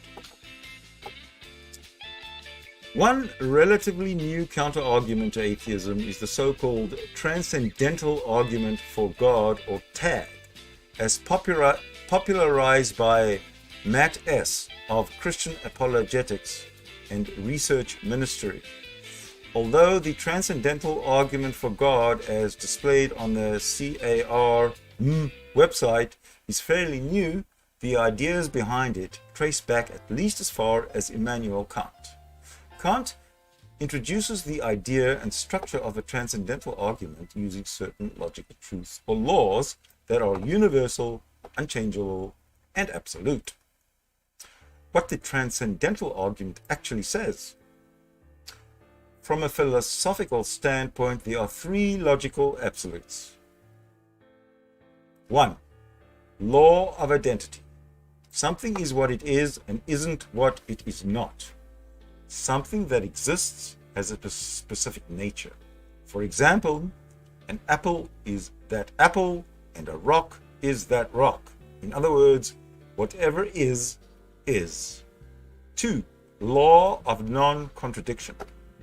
Two opposing statements cannot both be true. For example, this is an apple and this is a rock cannot both be true if the object in both statements is referring to the same thing.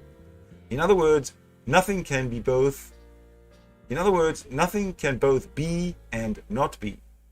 Number 3, the law of excluded middle. A statement cannot be both true and false at the same time in the same sense. For example, the statement, "This is an apple," is either true or false. An object being an apple can't be both true and false at the same time. In other words, everything must either be or not be. These laws are necessarily absolute. They are always true and there can be no exceptions. Someone who says this rock is an apple makes no sense, as that statement defies the laws of logic. In order for a discussion to take place, all parties involved must agree that rocks, once defined, are always rocks and adhere to their definitions. The tag argument builds on these laws of logic to provide the following proof of God. 1. Logical absolutes exist. 2. These laws of logic are conceptual in nature, not physical. they do not exist anywhere in the physical world. Because these absolutes are conceptual, number 3, they must have been conceived in a mind. Number 4, however, these laws are perfect and absolute. Human minds are not perfect or absolute. Number 5, logical absolutes are true everywhere and are not dependent on human minds. Number 6, therefore, these laws of logic must exist in a perfect, absolute, transcendental mind. And number 7, that mind is called God.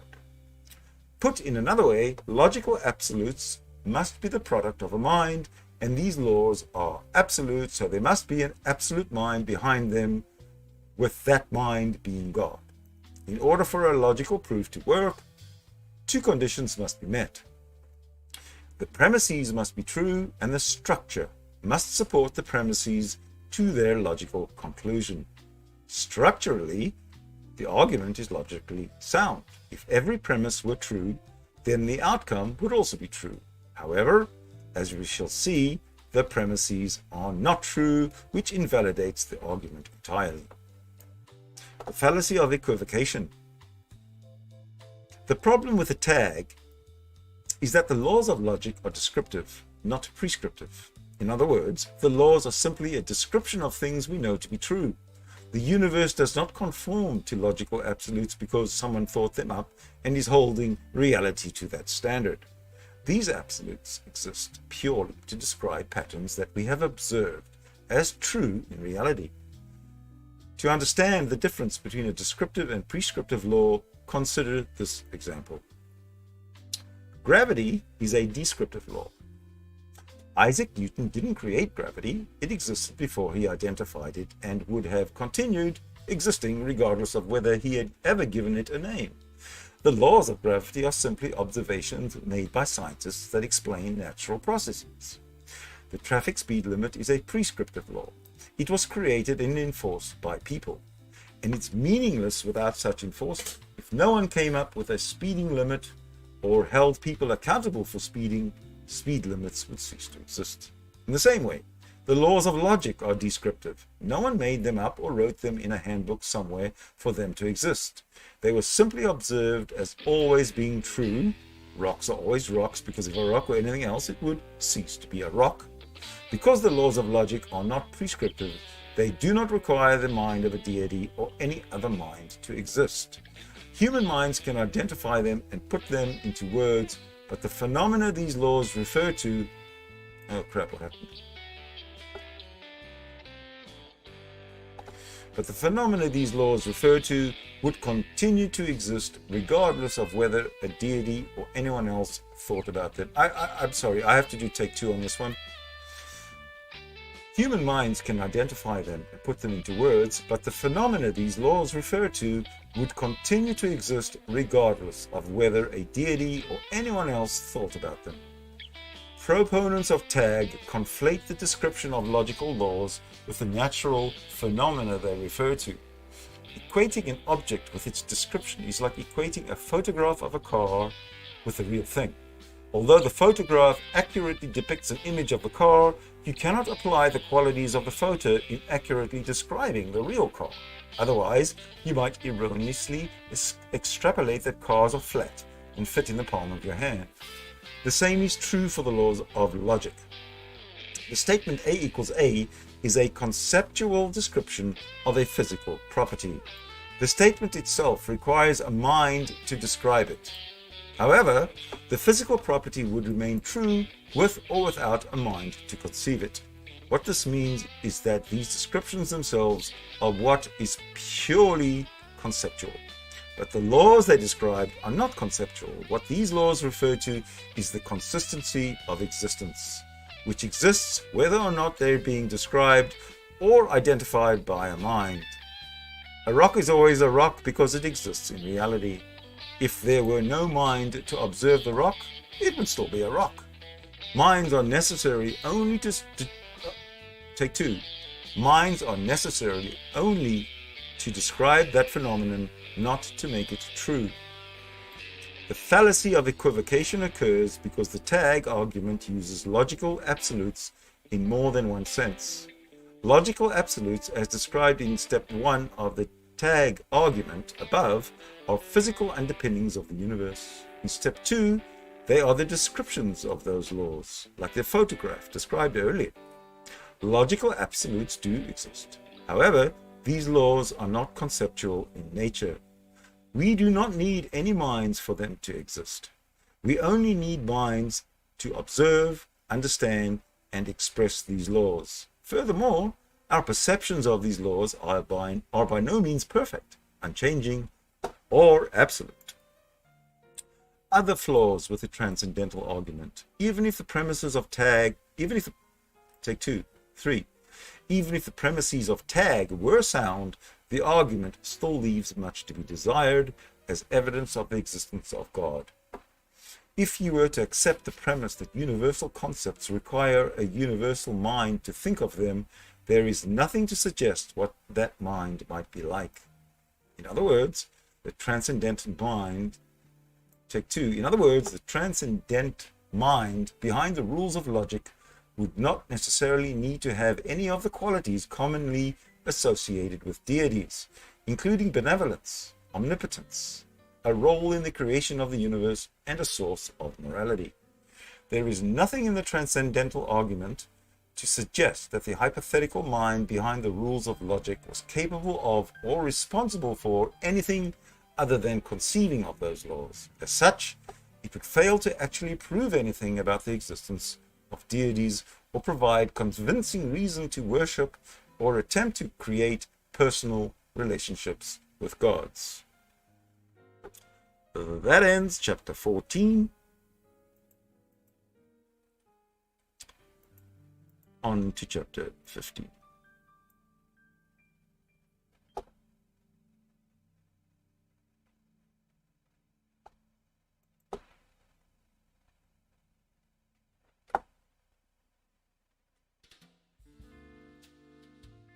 Chapter 15. Believing in God provides meaning and purpose. Without it, life would be meaningless.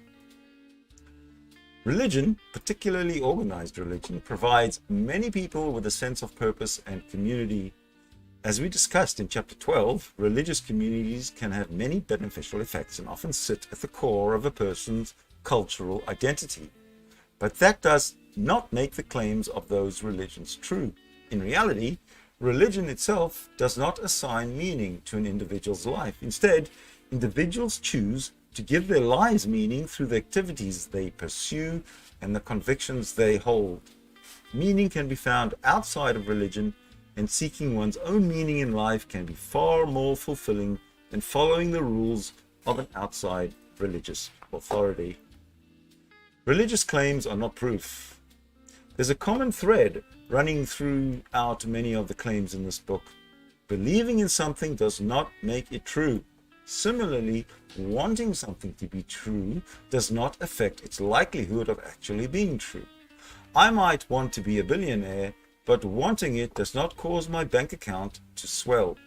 If I say that I'm a billionaire without anything to support that claim, no one has any reason to believe me.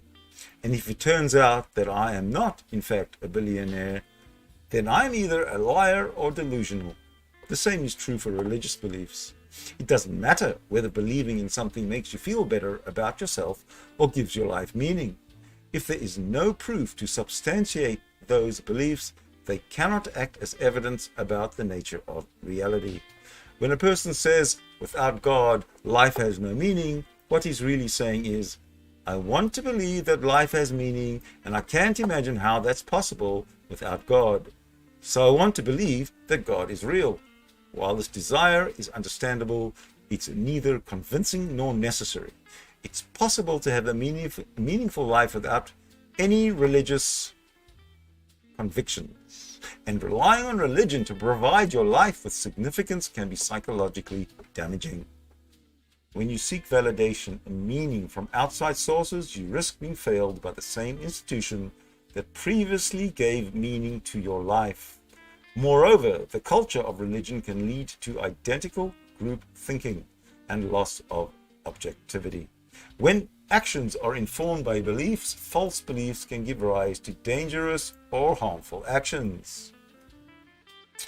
An uncomfortable truth is always better than a comforting lie.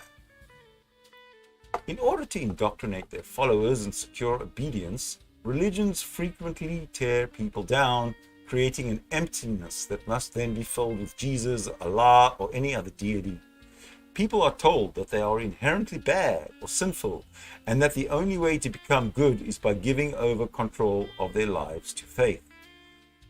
As there is no evidence that any of that is true, religion, in effect, is creating an imaginary problem simply so that it can sell an imaginary solution. The learned helplessness created by religion can open the way for charlatans and con artists to take advantage of gullible, vulnerable people. False ideas about the universe, including promises that good people are rewarded and sinful people punished, can set false expectations among believers and strip them of the tools they need to properly cope with the challenging events of their lives in a healthy way. It's often better to face reality head-on and attempt to cope with it directly rather than comfort oneself with deception. As Bertrand Russell once said, no satisfaction based upon a self-deception is solid, and however unpleasant the truth may be, it is better to face it once for all, to get used to it, and to proceed to build your life in accordance with it. We are free to create our own meaning. Part of the beauty and wonder of being alive is the opportunity to make your own choices and create your own meaning, instead of having a predetermined destiny or some powerful guiding hand calling the shots in your life. You are free to... Sorry, I'm going to start that again. Take two. Instead of having a predetermined destiny or some powerful guiding hand calling the shots in your life, you are free to seek your own meaning and value by making your own choices and discovering your own unique path. There is no single outside force imposing meaning on the events of your life. There is no evidence whatsoever that people's life events conform to some sort of divine plan or predestination. Life is, objectively, meaningless. Given the size and scope of the universe and our tiny role within it, it's absurd to think that we might have any sort of cosmically vital role. The lack of external meaning to our lives can grant us a special... Take two. The lack of external meaning to our lives can grant us a pleasant sense of freedom. Rather than being tethered by an outside force, we are free to explore the universe, seek answers to profound questions, or enjoy simple pleasures like sex and food. We have the ability to create meaning for our lives by setting worthwhile goals, working to improve the lives of those around us, enjoying our time on earth, making connections to other humans, and loving our families. All of these activities are worthwhile, and none of them require the existence of God. Coming up, sorry, I jumped ahead here, but such is life.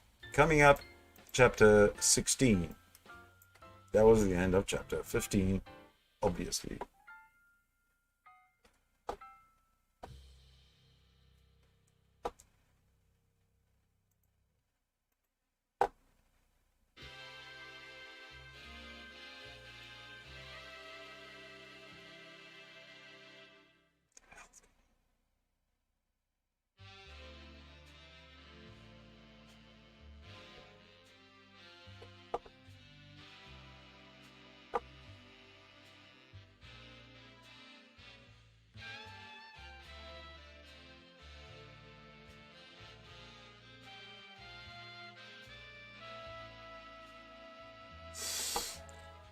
All right, chapter 16.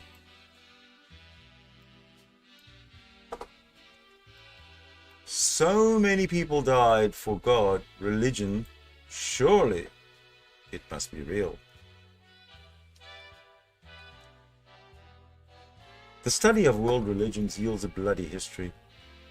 Holy wars have been fought between different factions. What's going on?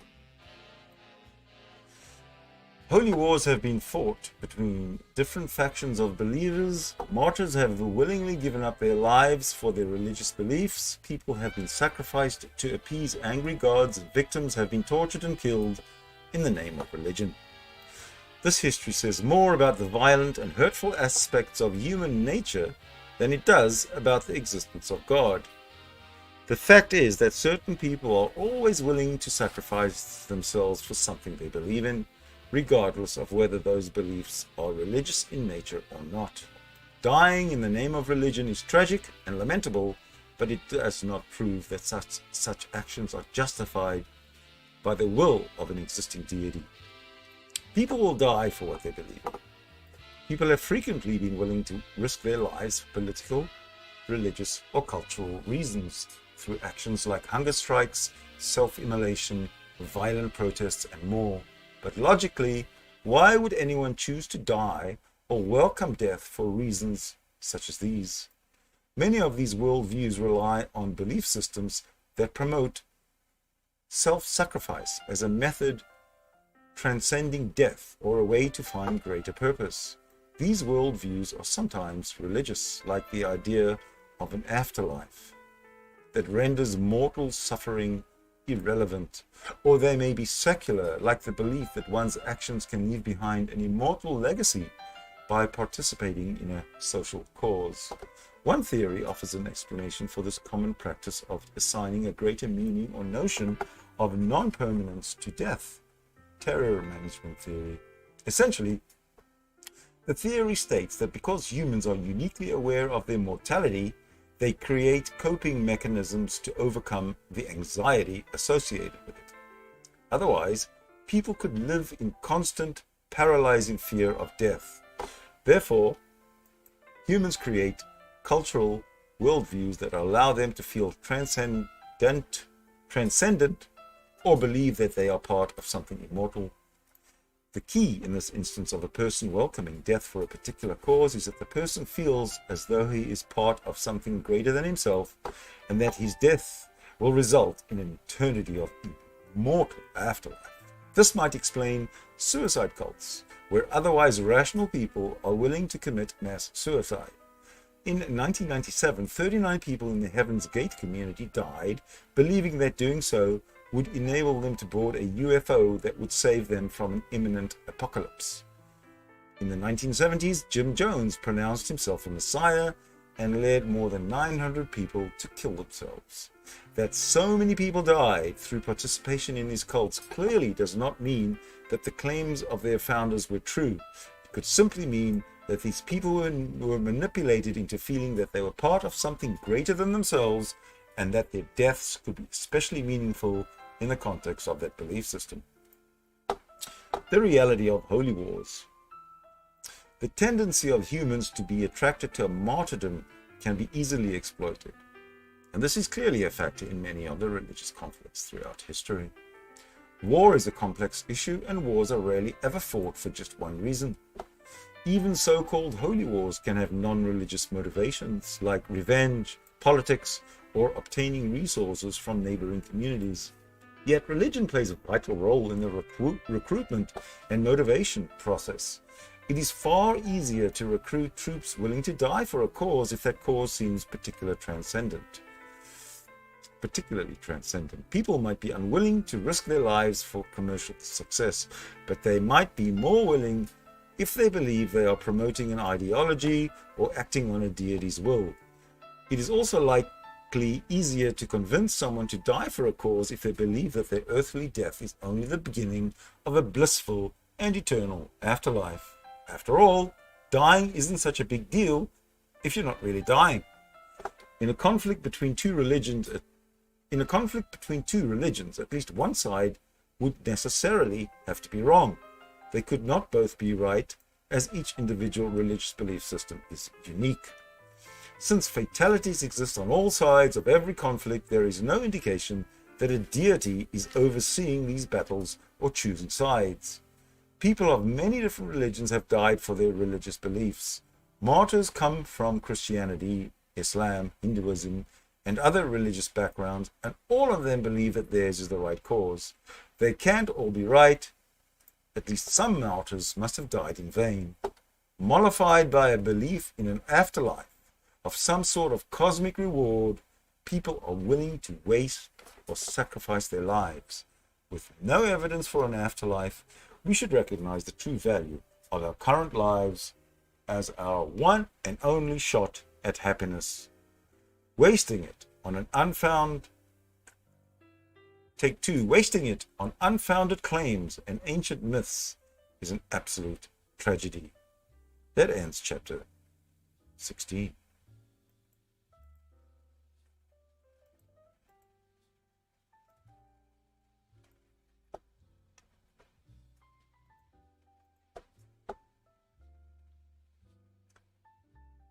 Chapter 17. Atheism has killed more people than religion, so it must be wrong. Faced with the violence condoned and encouraged by organized religion, some believers are eager to point out that atheists are equally violent, if not more. In fact, some suggest that atheism is at the root of the worst atrocities in recent history, like the regime of Joseph Stalin or Mao Zedong. This idea goes hand in hand with the argument discussed in chapter 4, that morality stems from God, so an atheistic government must be immoral. While it's true that Stalin and Mao were corrupt leaders who denounced religion among their people, suggesting that their depravity was caused by atheism or that their behavior was at all indicative of atheism as a whole, simply does not follow.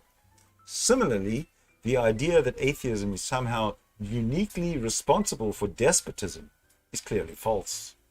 History is filled with examples of the religious whose beliefs were directly responsible for murder and violence. Yet such direct relationship has not been seen with secular tyrants.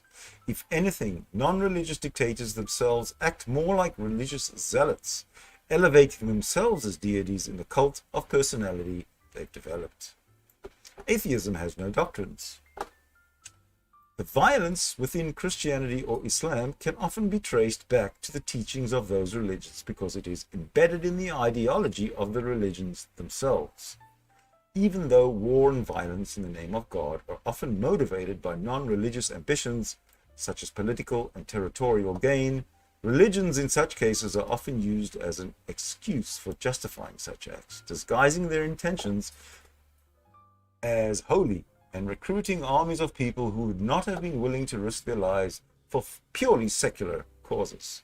People throughout history have been martyred and sacrificed in the name of religion, and holy wars have been fought over the tenets of those religions. The same cannot be said of atheism, for the simple fact that atheism is not a religion. Atheism is a lack of belief in deities. It has no governing dogmatic principles, no rule book, and no core ideology. Comparing atheism to religion is like comparing apples and oranges. It's more helpful to compare atheism to theism, which is simply belief in a deity. While some theists also hold fundamentalist beliefs, just believing that some God exists is not enough to cause wars and violence based on the belief alone. How many wars have been caused by deism? You'd need some additional dogmatic beliefs in order for that to happen. No one commits mass murder in the name of theism or atheism alone. Additional dogmatic principles are needed to justify such grisly outcomes. In the case of theism, religions like Christianity and Islam provide such dogma, creating convenient excuses. Secular totalitarian regimes and religion share this dogmatic element, a belief that a set of ideas are true because an authority figure says so, and that questioning those ideas can lead to serious or even deadly consequences. Therefore, it's not reasonable to say that atheism condones or promotes violence, or that tyrants have killed in the name of atheism. Such actions, or any other action, both good and bad, do not and cannot speak for atheism in general. So no two atheists necessarily hold any of the same beliefs or convictions about the world.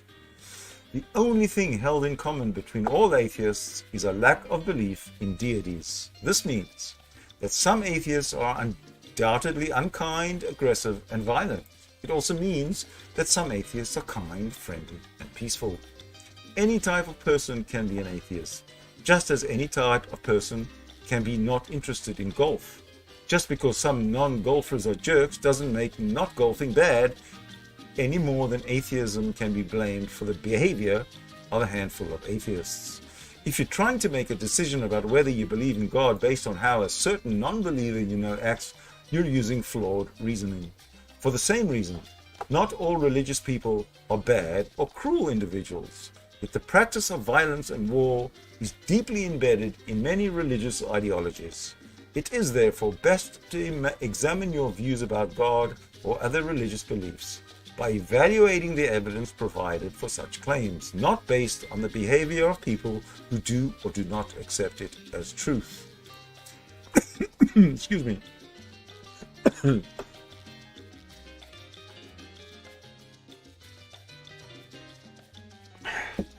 The cult of personality.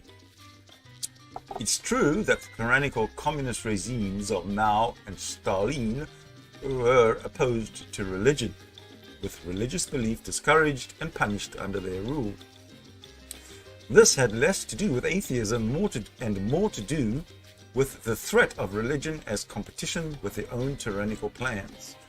Totalitarian regimes are built on dogma and fear, not freedom of speech and inquiry. In this way, they greatly resemble religion. In effect, these leaders essentially created religions and inserted themselves at the top as new deities. As Sam Harris put it, the problem with fascism and communism, however, is not that they are too critical of religion. The problem is that they are too much like religions. These cults of personality are not derived from atheism, and it is hard to see how one could argue that their activities were representative of atheists as a whole. Indeed, many free, irreligious nations such as Denmark and Sweden are among the most peaceful and prosperous countries in the world. The point, however, is not to say that atheism necessarily causes people to be happier or more prosperous. What is clear, however, is that atheism does not lead to violence, tyranny, or genocide any more than religiosity guarantees a peaceful and prosperous nation. The world's religions have rules and holy books that tell their followers what's wrong or right and how to behave. Thus, it is reasonable to hold the religion accountable for the message that it preaches. There are no holy atheist scriptures, no atheist pope, and no atheist rituals, tenets, creeds, code, or authority. Atheism cannot be held accountable for the activities of atheists in the same way that religion can be judged by its doctrine, because atheism has no doctrines. I see that brings us to the end of chapter 17. We will move now into chapter 18. All right, chapter 18.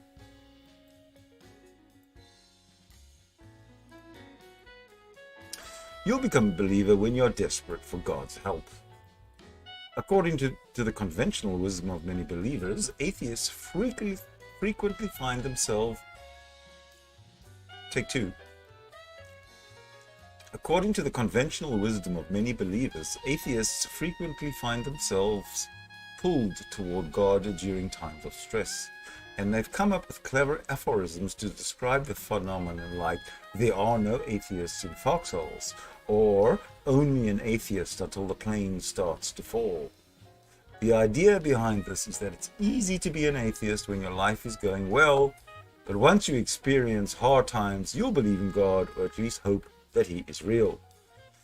While this claim may be true for some people, it's certainly not a universal truth among atheists. Moreover, the existence of deathbed conversions and similar experiences does not prove the existence of God. They only suggest that people are at their most irrational when frightened, in pain, or delirious. The intense fear of death may drive some to accept illogical or irrational views out of desperation for comfort or a way to relieve or lessen their intense anxiety. We're all humans. We're all human and experience the same basic emotions, so this desire for comfort is certainly understandable. Then, It's not that someone is desperate for God, they're desperate for some kind of comfort and emotional relief. The idea that fear could drive you toward the belief in God only goes to suggest that religious claims are commonly fear-based and not rooted in actual logic or evidence. Unintentionally, theists are essentially acknowledging that their claims are irrational. Are there really no atheists in foxholes? Many atheists lost their faith in God through unreasonable discourse and careful consideration. Such views are unlikely to change on a whim. An atheist suddenly believing in God is like a grown man suddenly believing in Santa Claus. For many atheists, the only thing that could genuinely cause them to change their minds is real evidence for God's existence, not the emotional turmoil of stress, death, and tragedy. 7 years after astronomer and science popularizer Carl Sagan died, his wife, Anne Druyan, said this about her husband. When my husband died, because he was so famous and known for not being a believer, many people would come up to me and ask me if Carl changed at the end and converted to a belief in an afterlife. They also frequently asked me if I think I will see him again. Carl faced his death with unflagging courage and never sought refuge in illusions. The tragedy was that we knew we would never see each other again. I don't ever expect to be reunited with Carl, but the great thing is that when we were together for nearly 20 years, we lived with a vivid appreciation of how brief and precious life is. We never trivialized the meaning of death by pretending it was anything other than a final parting. Every single moment that we were alive and we were together was miraculous. Not miraculous in the sense of inexplicable or supernatural. The way he treated me and the way I treated him, the way we took care of each other and our family while he lived.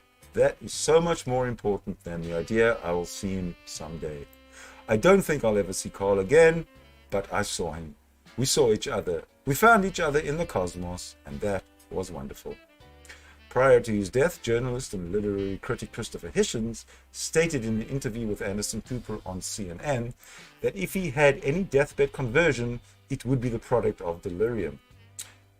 He acknowledged that his brain may act erratically and outside of his control in his final hours, but was confident that any actions it took would not represent who he really was. Cooper: in a moment of doubt, isn't there? I just find it fascinating that even when you're alone and no one else is watching, there might be a moment when you want to hedge your bets. Hitchens: if that comes, it will be when I'm very ill, when I'm half demented either by drugs or by pain, and I won't have control over what I say. I mention this in case you ever hear a rumor later on, because these things happen, and the faithful love to spread these rumors. Well, I can say that the entity that by then wouldn't be me wouldn't do such a pathetic thing, but I can tell you that not while I'm lucid. No, I can be quite sure of that. Cooper: so if there's some story that on your deathbed, Hitchens, don't believe it, don't credit it. Evolutionary biologist and atheist activist Richard Dawkins said in an interview with Bill Maher, when I'm on my deathbed, I'm going to have a tape recorder switched on, because people like me are the victims of malicious stories after their death. People saying they had a deathbed conversion when they didn't. A dying brain cannot be trusted. Faced with extreme stress, pain, loss of blood, drugs, and other similar factors, the brain sometimes acts differently than it normally would. Some patients come out of surgical anesthesia feeling extreme delirium, believing, for example, that their doctors are conspiring to kill them, or simply seeking things that aren't there. That some of these hallucinations could be religious in nature is hardly surprising. Religious myths are widespread, and many people are exposed to religion from a young age. Such fables can easily resurface from the subconscious mind, regardless of the person's conscious, rational beliefs. Theists like to point to the global prevalence of religious belief as proof that there is a global desire to believe in God. The reality is more complex. Cultural indoctrination certainly plays a role. So does the nature of the human brain which finds patterns in random noise and searches for explanations by assigning agency to events that are not caused by any agents. Humans have a lot of natural impulses and tendencies, but that doesn't mean we need to embrace them all. It should come as no surprise that human brains frequently act similarly. That we might have some desire to appeal to a higher deity says less about the reality of a god than it does about the way our brains are wired, and our naturally human desire to understand the universe, regardless of whether such perceived understanding is based on verifiable evidence or ancient dogma. Belief does not influence reality. As we've discussed time and time again throughout this book, believing in something does not make it true. Just because someone may or may not change her mind about God does not make religious claims any more likely. Insisting that an atheist will convert on her deathbed, or stating that a person's views will crumble in times of crisis, is both patronizing and irrelevant. There is no shame in strange deathbed experiences or temporary reversions in times of crisis. People do not have any control over what their brains do when under a state of duress, and it's hardly representative of their views if they do or say strange things when faced with death, illness, or tragedy. Using the behavior of a person made vulnerable by tragedy as an excuse to promote a religious agenda is utterly reprehensible. That brings to an end chapter 18.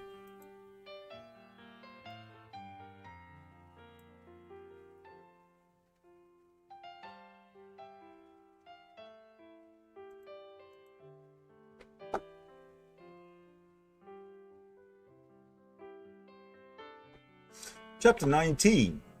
Smart people and renowned scientists X, Y, and Z believe in God, so it must be true. Some theists will use this line of defense when questioned about their beliefs. Person X is very intelligent and he believes in God. Who am I to say he's wrong? It's a natural inclination for people to accept the views of people in authority. From a young age, we are conditioned to respond to authority. We learn that our parents know better than we do, and that we should do what they say. When we enter school, we learn to listen to our teachers. Our society functions in large part because we rely on people in authority to be knowledgeable. To an extent, this reliance on authority is necessary. After all, teachers and parents generally do know better than the children in their care. Law and order can only be maintained if citizens respect the authority of the police. However, the natural tendency to believe what we're told can lead to intellectual laziness, with people not bothering to think critically about their lives and examine whether claims and ideas are actually true. Experts are not always right. Even very smart people can be wrong. Likewise, smart people can be wrong about God. A person's intelligence does not cause her to be right. An intelligent person who fails to recognize material evidence can still hold the wrong position. Smart people can be wrong. It's a mistake to confuse intelligence with knowledge. Intelligence relates to the way one processes information, not necessarily what she knows or believes. This can lead to an individual making complex justifications to defend her beliefs, even when those beliefs are clearly false. For example, Sir Arthur Conan Doyle, physician and the author of the famous Sherlock Holmes stories, believed in fairies. As science historian Michael Sherman notes, smart people believe weird things because they are better at rationalizing their beliefs that they hold for non-smart reasons. The appeal to authority. An appeal to authority is a logical fallacy that usually takes the following form. Person A is an expert in Z. Person A said X about Z. Therefore, X must be true. This is a fallacy because person A's opinion or misinformed conclusion does not actually affect the truth, and experts are not always right. An expert's opinion or interpretation is frequently closer to the truth than other people's opinions because she's well educated on a topic. That view, however, is not automatically correct simply because one is an expert about something. And being an expert does not make one's opinions or conclusions automatically more valid. Experts can, and often do, make mistakes. Simply stated, a fact isn't true because someone said it was. Valid scientific findings are accepted as most likely true because they can be independently tested and validated. Scientific authority stretches only so far as the scientist's ability to accurately report on the results of such testing. Therefore, accepting a claim only because an expert made it and ignoring evidence to support or refute the claim flies in the face of the scientific method. Pointing out this logical fallacy should not be used to dismiss expert opinions or conclusions out of hand. It should, however, be kept in mind any time a claim's veracity rests solely on the authority of the person making it. If an expert has no evidence to support her claim, or if her claim cannot be reproduced and tested, her view is hardly more reliable than that of anyone else. Atheism, education, and intelligence. Belief is not merely a matter of intelligence. It's an issue of what information a person has available and how she processes that information. Atheism often comes down to asking the right questions or spotting the problems in belief. A person who has not been exposed to those doubts or who has never had an occasion to question those beliefs might never consider atheism, regardless of her intelligence. Similarly, belief in a deity does not automatically make someone stupid. To be sure, a number of highly intelligent people throughout history have believed in God. Yet some data seem to suggest a strong positive correlation between intelligence and atheism. The reasons for this are complex and tied in part to the socio-economic trends, and not necessarily a direct cause of higher intelligence. Nevertheless, it's not difficult to imagine that many atheists arrived at their position through skepticism and critical thought, skills which do require some level of intelligence. Critically examining the claims of religions allows a person to see through them, recognizing the fallacies they contain. This might be why atheism is much more common among scientists as among non-scientists. Such data do not support or negate the existence of a deity, yet they do refute arguments claiming the prevalence of theistic views among intellectuals as a way of supporting a belief in God. Ultimately, the level of intelligence shown by believers and non-believers has little to do with the reality of God's existence. If it did, then the existence of intelligent atheists would be equally as compelling as the claims of intelligent theists. Both views cannot be right. Without evidence, there is no reason to believe the claims of any individual regardless of their expertise, intelligence, or level of education. It seems to me that that brings us to the end of chapter 19.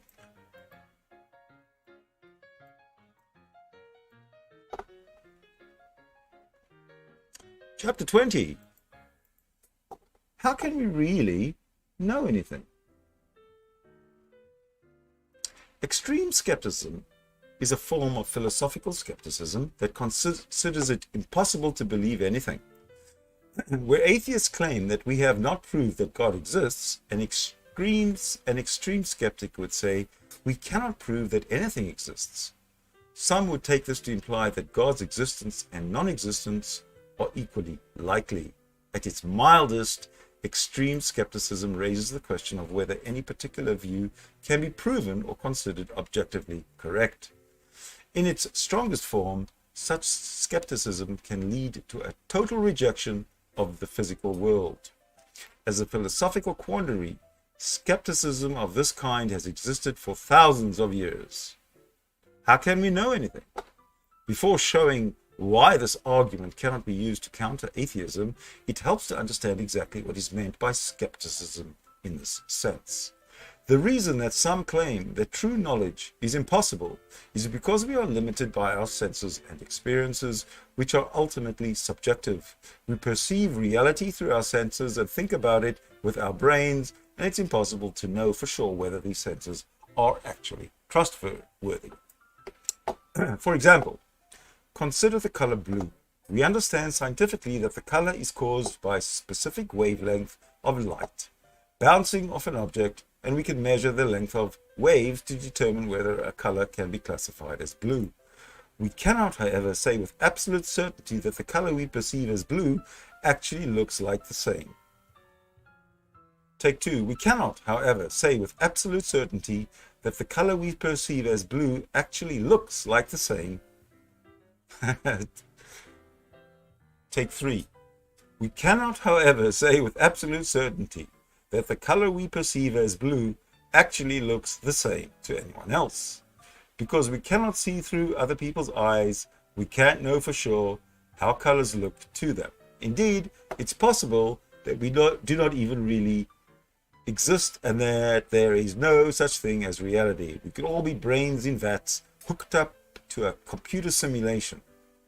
Like in the famous movie The Matrix, everything you know and experience may be a lie. As the logic of this argument goes, we have no way of knowing whether we're actually brains in vats. Therefore, we have no way of knowing anything else about our world. Since this claim is in no way testable, however, we have no way of proving it and no reason to believe that it's true. We can only live in the reality we can observe, not a hypothetical reality that we have no way of proving. To do otherwise would be insane. For example, imagine that someone tells you that there is a monster living beneath your bed.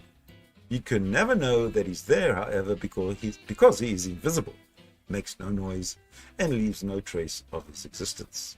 Since there is no way of proving that such a monster exists, and since its existence is very unlikely given that it contradicts many highly predictive scientific models explaining our universe, there is simply no reason to act as though there's a monster under your bed. Since such an unfalsifiable monster is indistinguishable from a monster that doesn't exist, it is most practical to simply live as though there is no monster. Are you currently awake, or is this a dream? Maybe you are still in bed. Maybe when you wake up, you'll remember that you're not even who you think you are at this moment in your dream. You might have a different name, gender, or race. You might not even be human. Or you might be just a character in someone else's dream or an advanced computer game. And once whoever is dreaming this dream wakes up or turns off the gaming console, you would cease to exist.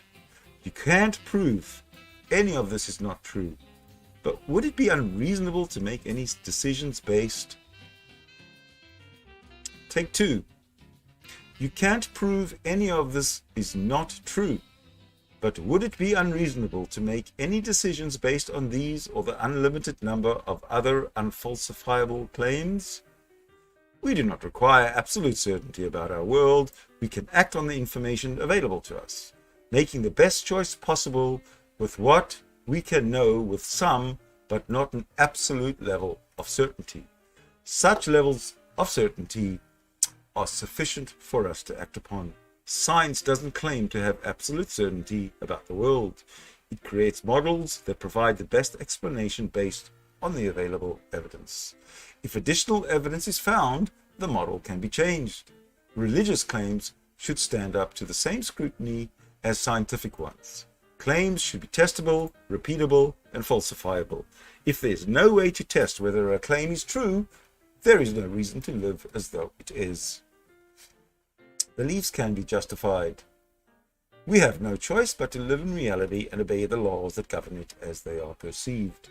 Even if our reality were only a simulation, it's the only option available to us, and so we base our beliefs about the world on what we can observe. We don't wait until we have absolute certainty before acting. We make decisions about our world based upon what our experiences can tell us of the laws of our universe. Carl Sagan once said, "Extraordinary claims require extraordinary evidence." If you make a claim that does not contradict our current understanding of this universe, some basic level of data would be sufficient to support it. For example, if you claim that the sun will rise around 6 a.m. tomorrow, I could be inclined to believe you. Depending on the time of year and geographical location, I could determine whether your claim is consistent with what I could expect. If, however, you tell me that the sun will not rise tomorrow and will instead be eaten by a giant wolf in the sky, I'll need significantly more evidence. Everything I can observe about reality suggests that this is incredibly unlikely, as it disregards, many apparent laws of the universe. Before I could accept such an extraordinary claim, I would need some very compelling evidence. Otherwise, it would be much more likely to assume that you are insane or simply lying. Saying that we can't really know whether God exists does nothing to prove that it does. Not being able to know something for certain does not increase the odds of it being true. Unlike extreme forms of skepticism, scientific skepticism evaluates the likelihood of a claim by the strength of the evidence supporting it. Using such methods, we can assess the likelihood of claims. Unfalsifiable claims such as God, Santa Claus, or leprechauns are not as likely as claims with strong, testable, verifiable, and repeatable evidence. Time and again, the scientific method has, more consistently than any other method, been successful at providing explanations with very accurate predictive power for our universe. This can easily be seen in the success of technological advancements in the past century, and has justified belief in the stability of natural laws. I reject your reality and substitute my own. On the TV show Mythbusters, Adam Savage famously quipped, "I reject your reality and substitute my own." He was joking, but the sentiment is that Take two. He was joking, but the sentiment is one that can be easily applied to people who subscribe to the sort of extreme skepticism described throughout this chapter. If we cannot truly know anything, then anything could be true. While there may be merit in discussing such ideas from a philosophical standpoint, it doesn't hold water as an argument for the existence of God. If we accept this argument as true, then we also cannot be certain that this argument is correct, as certainty would refute the very basis of the argument. All of this philosophizing is really just a distraction from the facts that theists cannot prove the existence of their God. It is not the burden of atheists to defend their lack of belief, and atheists do not need to have all the answers about the world in order to lack belief in a deity. Theists, by claiming that God exists, are making an extraordinary, and this requires extraordinary evidence. As seen throughout this book, that evidence does not exist. No argument laid out by theists so far is compellingly believable. That concludes chapter 20. I'll be back in a moment to address and recognize the chat room.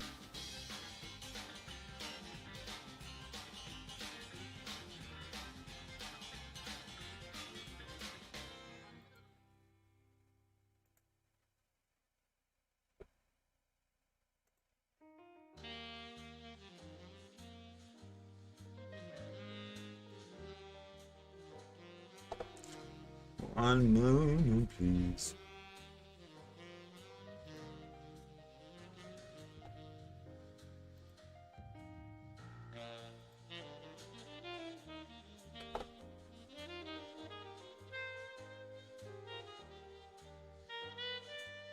All right, I'm going to go all the way to the top as far as I can go.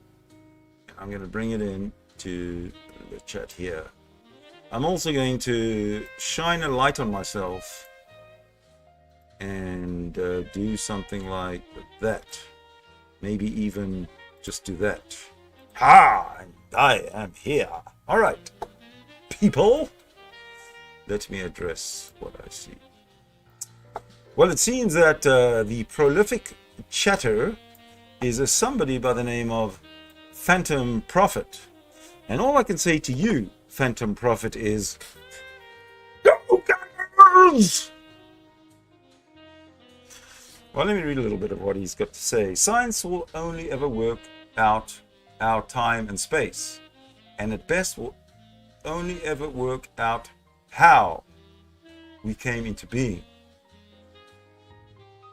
Phantom prophet science will never work out the reason.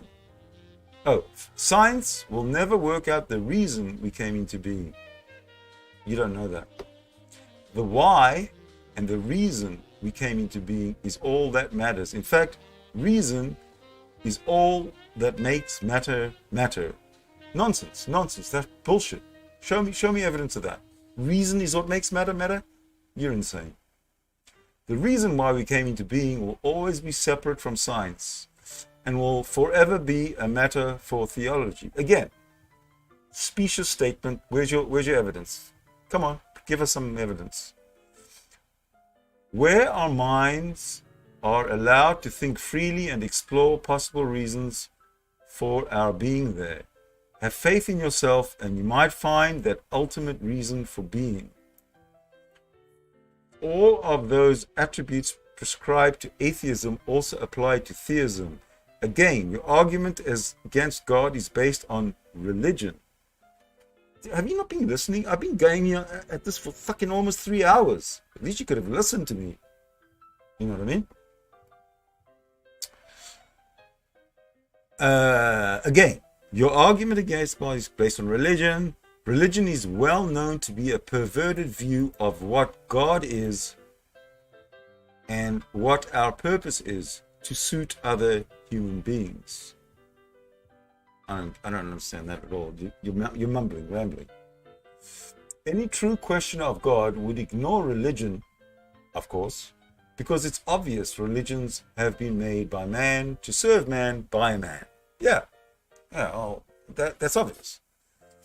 Good night, Cryptomaria. I have work early and need to rest. Excellent. Thank you for the shout out.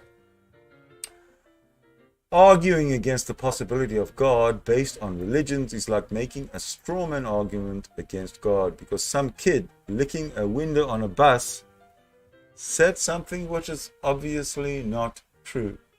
Let me guess, you're a theist because you don't make any sense. You make claims, you make extraordinary claims, but you don't bring extraordinary evidence. Somebody, some ex-scientist, some Carl Sagan out there wants to have a word with you, Phantom Prophet. Phantom Prophet, this argument is equal to God does not exist because some guy's idea of God can be proven wrong. I don't know what you're talking about, but that in itself is ridiculous, absurd. You're making absurd claims. If you're going to make a claim, bring up some evidence or we're just going to move on. All you are achieving is proving religions are fallible. This does nothing to prove an ultimate creator doesn't exist. Have you not, fucking hell, have you not been listening to me? Have I been wasting my time for 3 hours? I have a challenge for you, he says. Argue against the God theory without making a reference to another man's idea of what God is. Oh, easy. Okay. Energy is absolutely infinite. Energy had no beginning and no end is in sight. For energy has been forever. It was never created. It will never be destroyed. How's that? Because energy is absolutely infinite, there's no need for a creator. So a creator is pretty much useless, irrelevant, and non-existent. Bet you can't do it? Well, I just did. Just because some people can't play golf doesn't mean other people shouldn't design and tend to a golf course. What the you should rather not type something if it's going to be that absurd and show you to be such a low intellect. Nadia, Yvette, Chambers, communism is firmly against religion. The struggle against religion is the struggle for socialism. Emilian Yaroslavsky. Only when you can imagine what a God might be can you truly argue against it. I don't know what you mean by that. Again, it doesn't make sense. Nadia, anarchism also. The very idea of a God implies the abdication of all human reason and justice. Mikhail Bakunin, well done. Thank you for sharing, Nadia. Thank you. So, Phantom Prophet is now saying, hi, Nadia, long time no see. Hope you're well. Miss your live stream. It's been a long time. Yeah, I haven't seen you as well, Nadia, for a long time. Phantom Prophet, I've been going through hard times. Okay, this is all personal stuff. This is all personal stuff.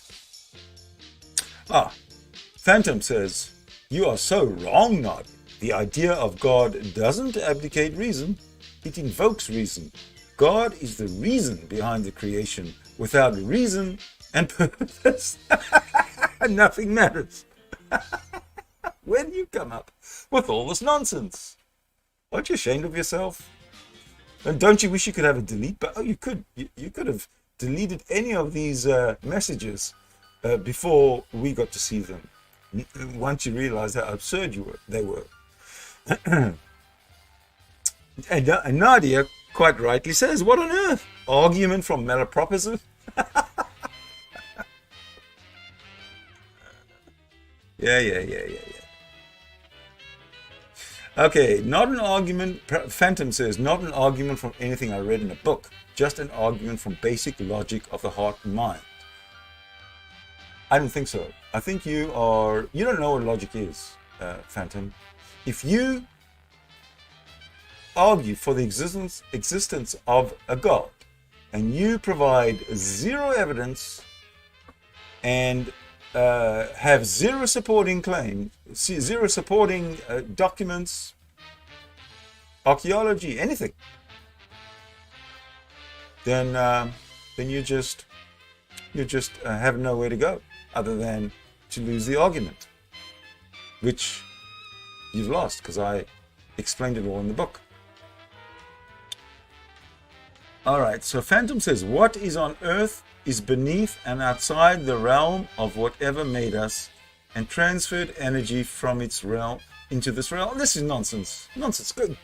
Let's have some evidence of this. You're making really vacuous, specious, and invalid claims. You're making those claims are actually, like 7th grade school pupil claims.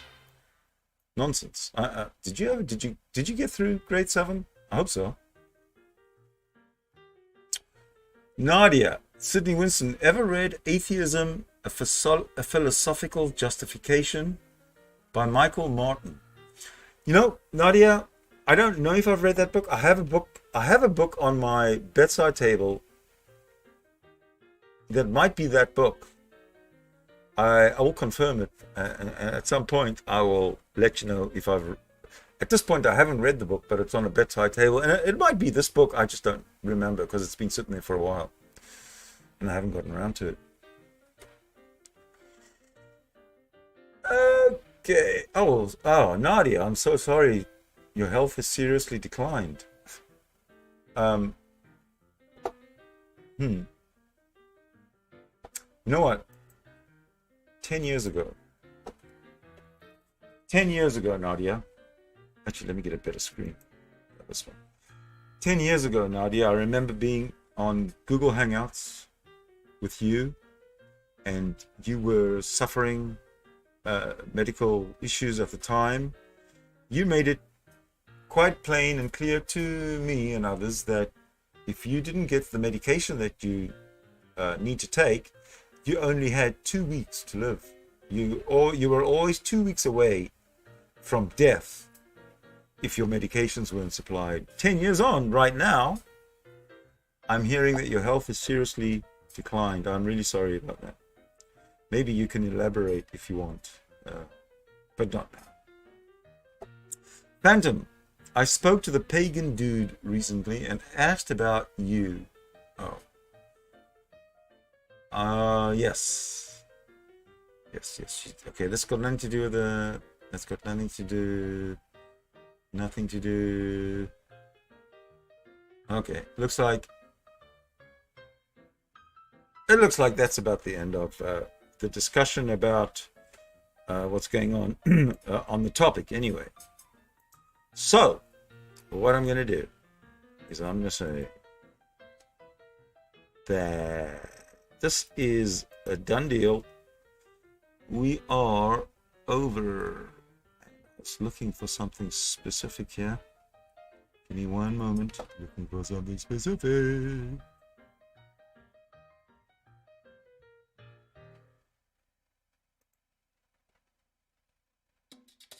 Well, you know what? I'm not finding it. So I'm going to bid you all farewell right now. Thank you so much for those who stuck through the whole 3 hours of it. It was fun for me. I hope you learned something. And just remember, God is imaginary. 20 ways I have proved it for you tonight.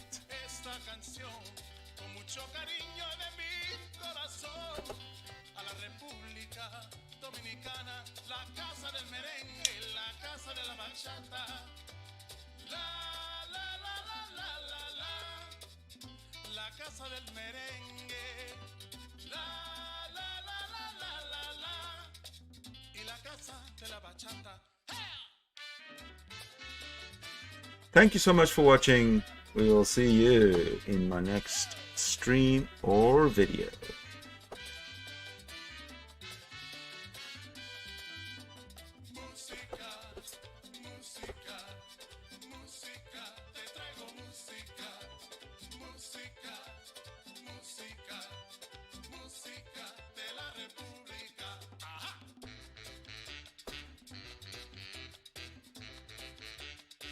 Nadia, I've listened to Graham Oppy. Yeah, absolutely. I've watched him on debates.